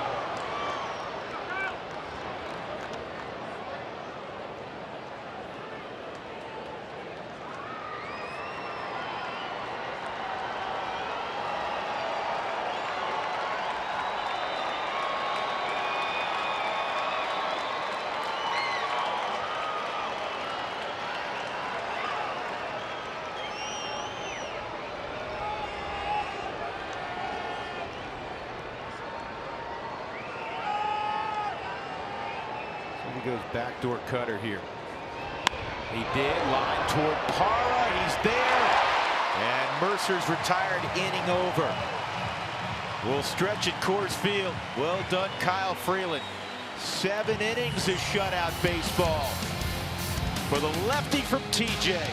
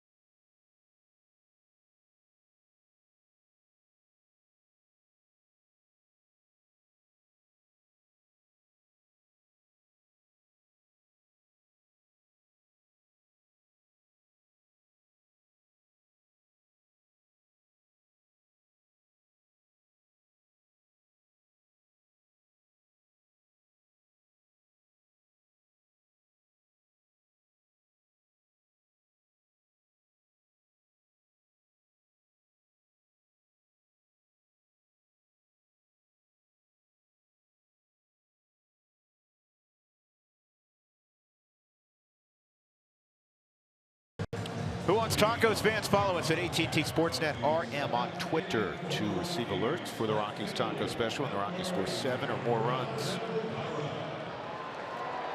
Drew Goodman, Jeff Houston, and Taylor McGregor. Handshake from Buddy Black. Kyle Freeland, 7 shutout innings, a 2-hitter. The Rockies will hand it off to the bullpen. But first things first, they get to swing the bat here in the bottom of the 7th. Parra, Desmond, Iannetta. Joe Musgrove still out there. Musgrove's allowed the 2 runs on just 4 hits. And again, if you were late to Lodo tonight and our coverage, he was perfect until the 5th inning. Set down the first 12 hitters. Well, and only one of the runs was earned against Musgrove. Song-Hwan Oh is warming up for the Rockies. Looks like he'll handle the 8th inning.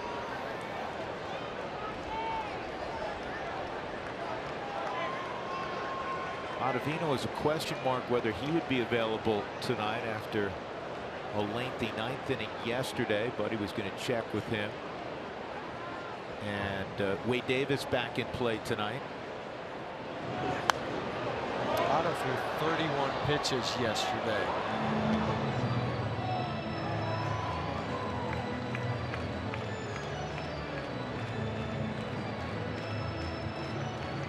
Parra had an RBI ground out in the 5th. That was the ball that was mishandled by Josh Harrison.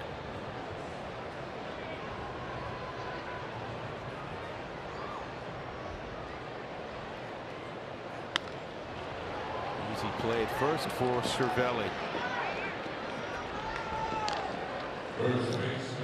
Desmond, a strikeout, and he was hit by a pitch.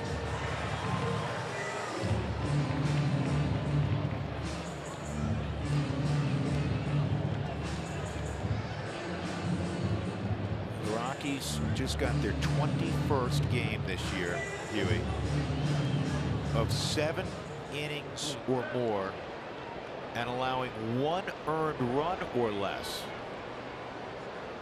Wow.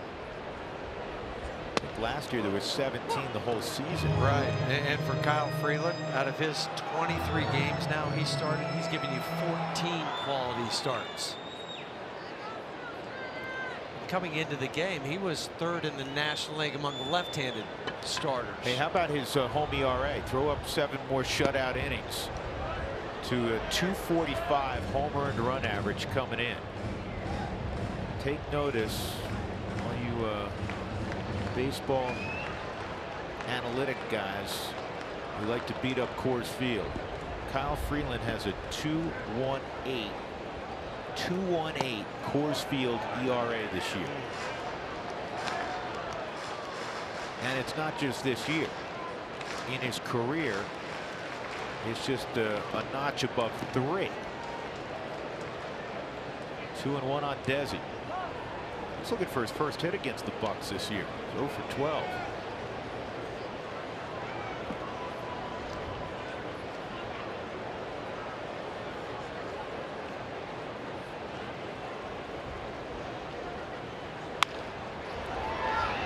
Fisted to short, and that is the 2nd out. You wouldn't like the 90s because it's 90s nights coming up at Coors Field on Friday, September 7th. You can purchase the 90s night ticket package, receive a limited edition Catch the Fever shirt, get to the game early to enjoy a pregame 90s DJ on the rooftop. See, I'm a 70s guy first, then I'd go 80s. Are we talking music? I would go 70s, 60s. Now I'd go the other way. Or maybe I'd go 60s, then 70s. I'd go 60s, then 70s musically. Iannetta, sac fly his last at bat. Really good at bat. I'm looking at where Corey Dickerson's playing him again. He's playing him in left center field. That's where he was last time. Otherwise, he would have emptied the bases. He had the bases loaded at bat. He went to 3-2, fouled off a couple pitches, hit a line drive to left center field. Dickerson made a nice running catch. Again, it worked as a sac fly, but it would have scored 3. That was the San Diego Padres DJ LeMahieu shift. Yeah. 2. You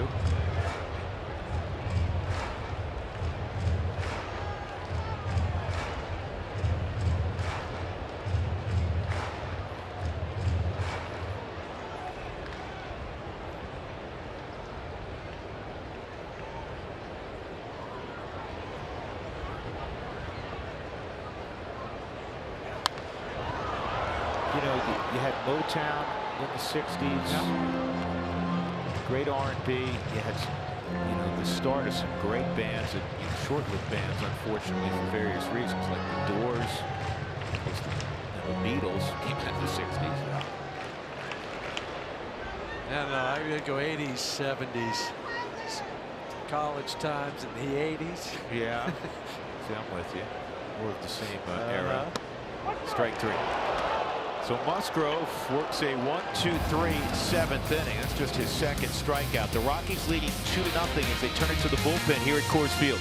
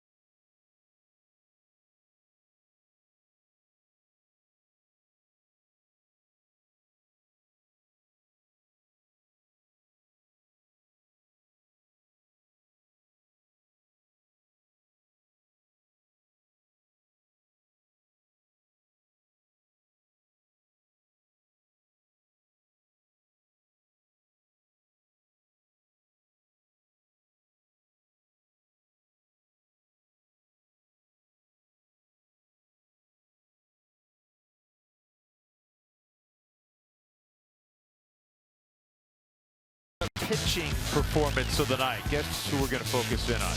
Kyle Freeland, 7 shutout innings, just 2 hits allowed. One of them was a double to Joe Musgrove, the pitcher for the Pirates tonight. That's all he has given up. That's all he will give up because his work is done. 103 pitches. And now it'll be up to initially Song Hwan Oh to get the Rockies to the finish line as they begin a 7-game homestand. 3 against the Pirates. And the Dodgers will come a-calling on Thursday. Those are the combined numbers between Toronto and Colorado. But yesterday, coming off for the save in Milwaukee, an all-important save to get that win and have a happy flight coming back to Denver. And the first guy that will face will be the pinch hitter and Clint Frazier. Or excuse me, Adam Frazier. I wrote down Clint Frazier on my book. I don't know who Clint is, but I'll change it. Clint is a manager of the that's where I got him mixed up. Of the Pirates, former manager of the Rockies. Joe Frazier, Joe Frazier, former heavyweight champion of the world. Forgive me, folks. I wrote down Clint Frazier, so you got George Frazier. I mean, there's a lot of Fraziers running around. Yep, Georgie. My apologies, Adam. Here's the deal. When you ad-lib for 3.5 hours or so, it's not always going to come out as eloquently as we would like. Here's the 0-1. It's kind of like earlier on ball 4, I called it ball 1, right? Yeah. There's Clint on the left and Adam on the right. 1-1. Center field. Good read by David Dahl. Tucks it away, 1 out. And that'll bring up Corey Dickerson, who is 1 for 3. Think about this. Corey was the first hitter that Freeland faced, and Corey punched a single to center field. And then with 2 outs in the 3rd, he gave up the double to Musgrove. Didn't allow another base hit after that. He ends up striking out 5, walked 3, hit a batter. So had 8 ground ball outs, had that double play in the first inning. For the bat of Marte. You know the sweet spot of the bat? He stays away from that. Yes. Some guys have the ability to do that. And it's just remarkable. Because you would think, well, at 91, 92, but he cuts it, slider, nothing straight. Keep it scored. Love it. Yeah. Dickerson she takes wrote a down strike. Clint Frazier, or just wrote down as Frazier. Sure she did. Oh, see, she just put Frazier in there. Well done.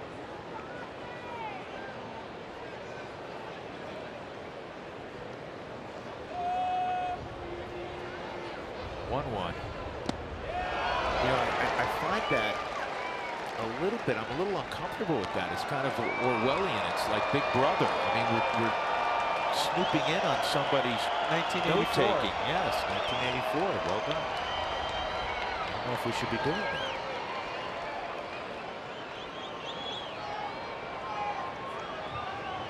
Here's the 1-2 to Dickerson. Swung on, foul tip, held by Ionnet, and 2 outs in the 8th inning.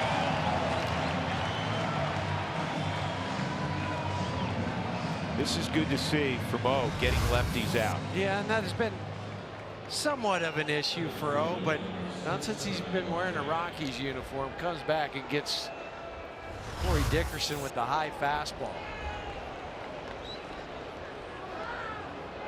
And now go after Starling Marte. And he gets a swinging strike 1. Marte's 0 for 3.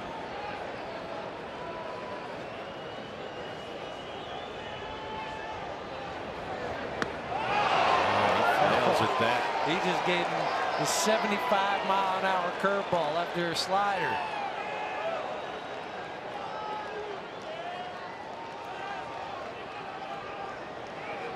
Two strikes. That's exactly where Chris wanted that baseball. Sometimes it's hard for pitchers because you're conditioned. You're saying, well, I got to get the ball down, get it down. When they throw it up, a lot of times they make a mistake and leave it in the wrong spot. 1-2 in the air, fairly deep right field. Cargo, I think, will have a play. Yes, indeed. 1-2-3 inning for O, and we move to the bottom of the 8th inning. 2-0 Rockies. There you go.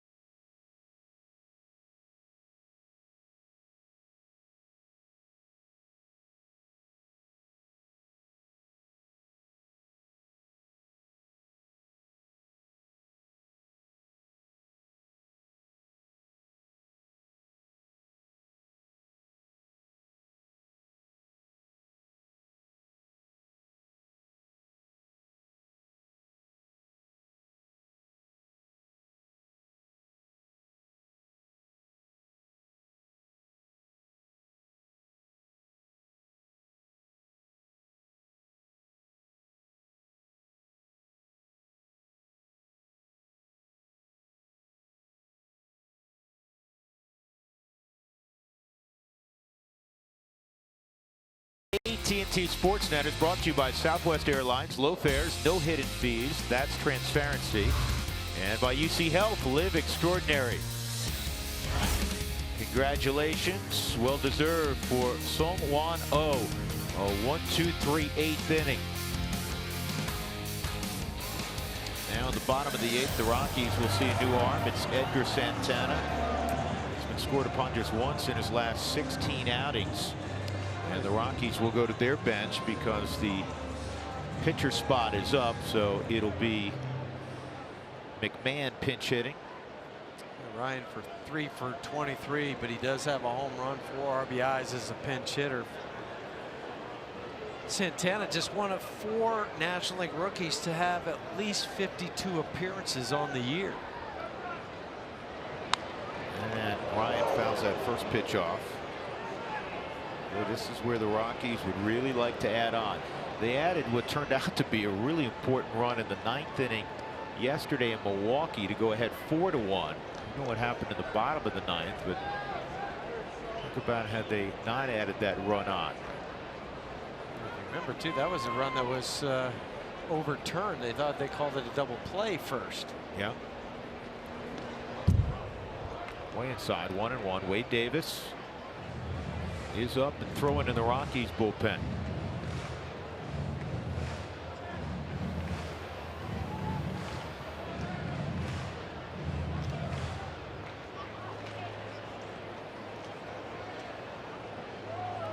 I know who you were thinking of, by the way, earlier. Yeah. You're thinking of Clint Frazier, the Yankees. Yeah. Because I had the Yankees, I was watching the game last night, thinking about them. 1 out. Thanks for having my back. You got it. I think I had your back. I think so. I made fun of you first. That's okay. I deserved it. David Dahl will come up. David, a sharp single in the 5th inning. Remember that play also, Huey, because Parr was thrown out at the plate on the great throw by Gregory Polanco. Otherwise, that's a 3rd run, and then who knows what happens after that, because DJ would have been coming up. Rockies have 4 hits. They got 2 runs and 3 of those hits in the 5th inning. There's another hit. This could turn to the gap and roll on that wet grass. You know Dahl can run into second with a double. Nice ball game for David Dahl, filling in center field in the top spot of the lineup for Charlie Blackmon. His 4th double of the year. He's got 2 of the Rockies' 5 hits this evening. Well, and he's down 2 for 2. His last 2 at bats. Had the base hit to right field. This time, here's those hips on the Subaru. Subaru will get some nice top spin to hit it in the gap in right center field. He can play, man. We just keep saying he's just got to stay healthy. You know, and that's what he's saying too. So David with the good wheels at second, and DJ will try to deliver him.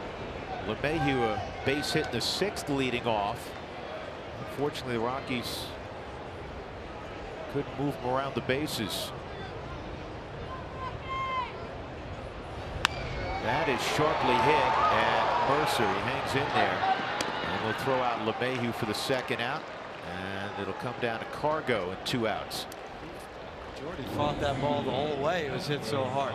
The first 15,000 fans through the gates for the Rockies-Dodgers game on August 12th will receive a 25th anniversary Nolan Arenado t-shirt courtesy of Newmont Mining. Cargo's got a 7-game hitting streak. Ground ball to second, robbed of a base hit by Harrison on a sharp ground ball. Now it's back in the 4th inning, and then he got a pitch to hit and just popped it up in the 6th inning.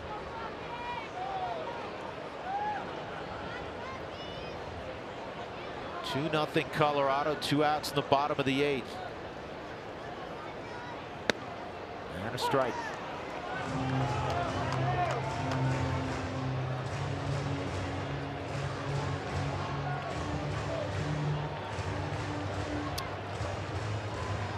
More up the middle this year for Cargo on the Subaru Statcast, which is a good sign. Using right, the whole park. And that was my point, is that, you know, this year he's not just trying to pull everything, to yank everything to the pull side.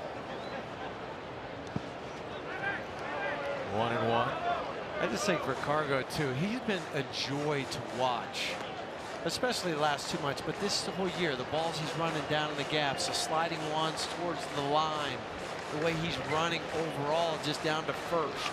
That's why I don't think Jeff Bridich and his team upstairs looked at it as a gamble because the body, you could tell last year, still worked really well. He's running better than he has in 5 years this year. He's having a good year. 1-1 on Cargo, trying to come through here in the 8th with 2 outs.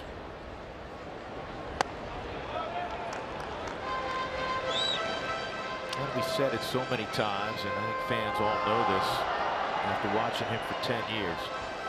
Great team guy. All about winning. And all about his teammates. Remember when he walked in the locker room and saw River Field right after they signed him? I mean, it was a party, man. Yeah. Party time. It was a special day last March. 2-1. Even the foul balls are exciting at times, huh? He was on that, out over the plate. 2-2.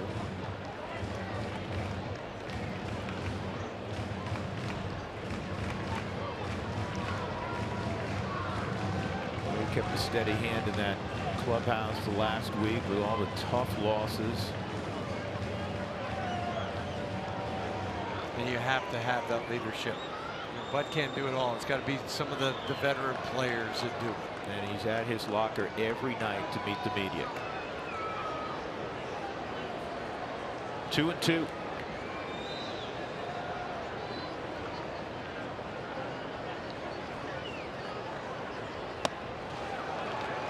Three and 2.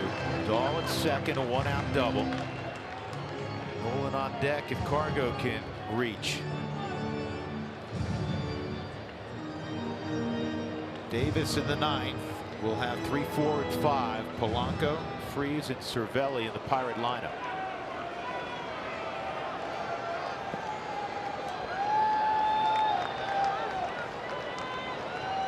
Crowd at just under 35,000. Hoping for a base hit here.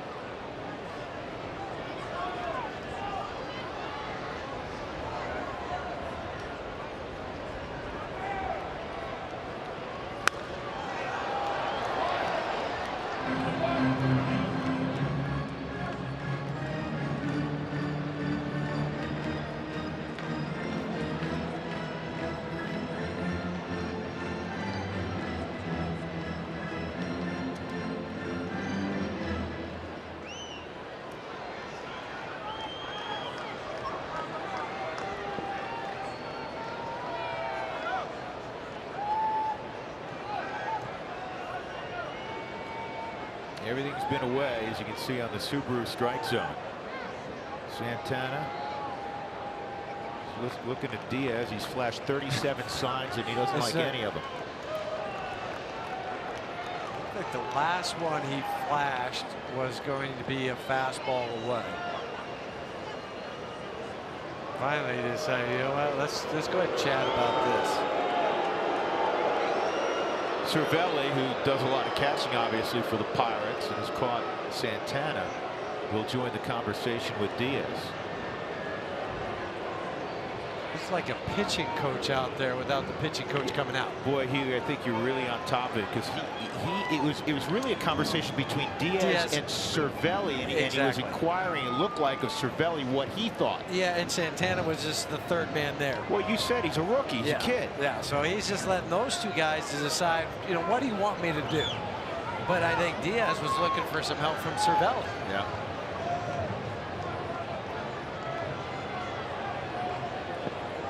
So everybody apparently ready, and we'll have another 3-2 pitch.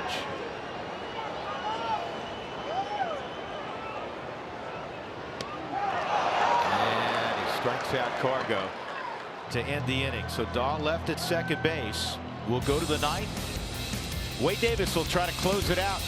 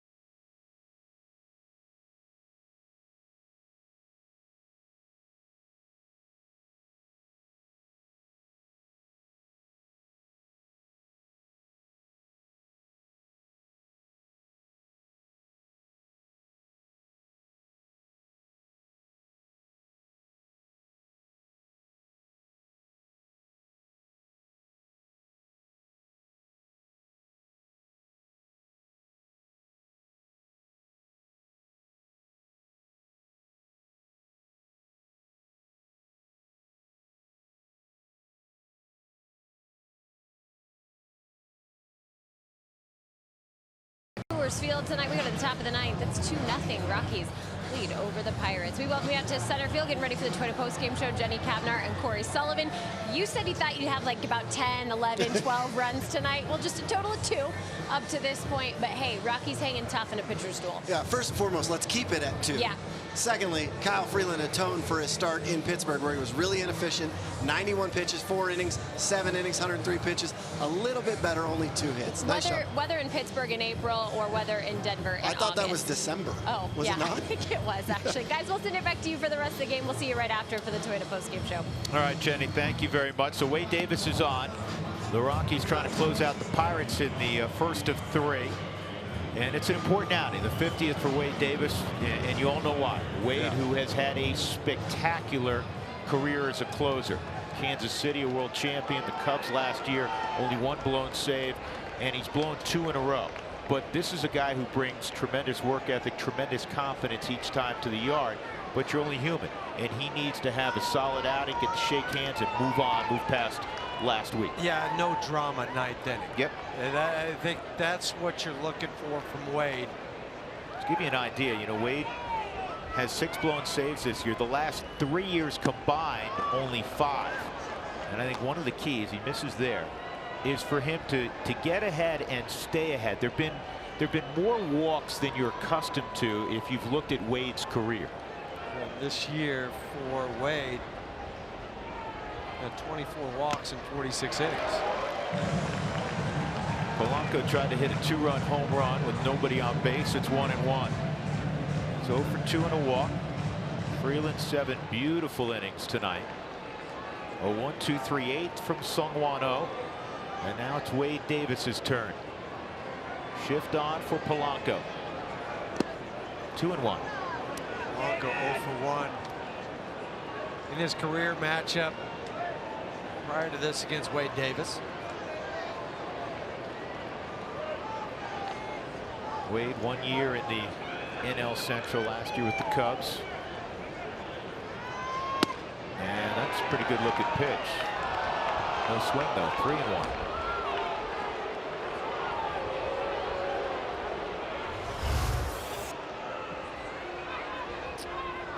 I'm just kind of looking at that. I think he held up. That's tough. I always say that for the Well, it is too. And umpires down the line, that's really a tough call.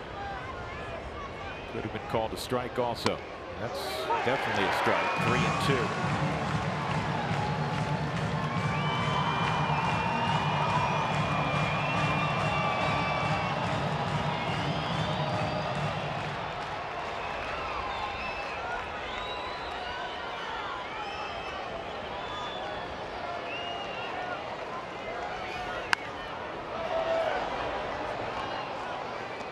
And I think for Wade, Buddy's touched on this a little bit. You see, you know, fastball's 3-1, fastball again 3-2.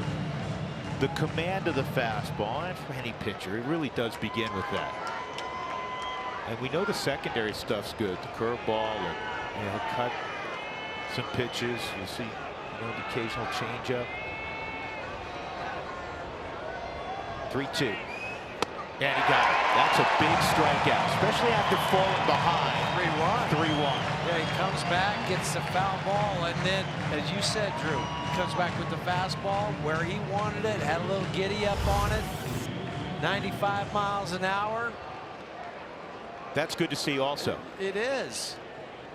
Because you're talking about it as from a hitting standpoint. If I know that the fastball is going to be not in there or it's a lower velocity, then the off-speed pitches become easier to hit. And there's that fastball again. Perfect location. Strike 1 on David Freese. Freese 1 for 6 in the prior matchups with Wade.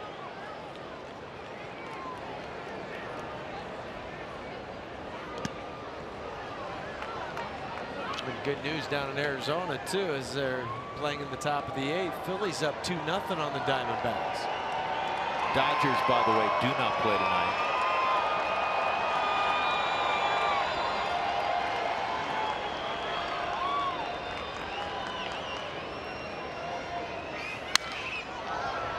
One hop to Nolan. Perfect throw. There are 2 outs in the ninth.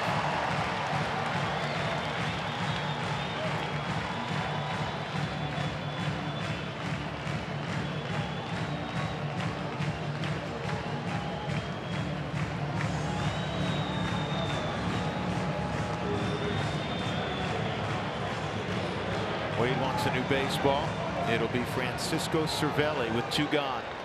Rockies 1 out away.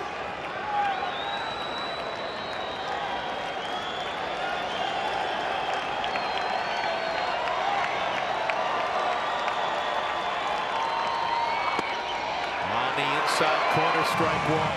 It's been a very fair zone both ways and a consistent zone all night for the crew chief, Eric Cooper. Yeah, I think this is one of those games where Eric's going to get graded very highly in it. And I don't think there's many pitches he's missed at all. I can't think of a one. And that's a swing. It's 0-2. One more.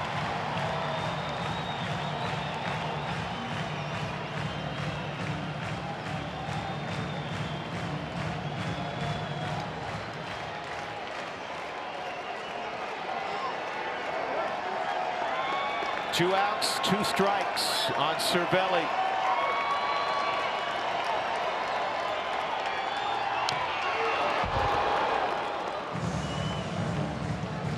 A little bit of a cutter that's just fouled off by Francisco. Monday night, Lodo, everybody on their feet. You gotta love it. Rockies up 2-0.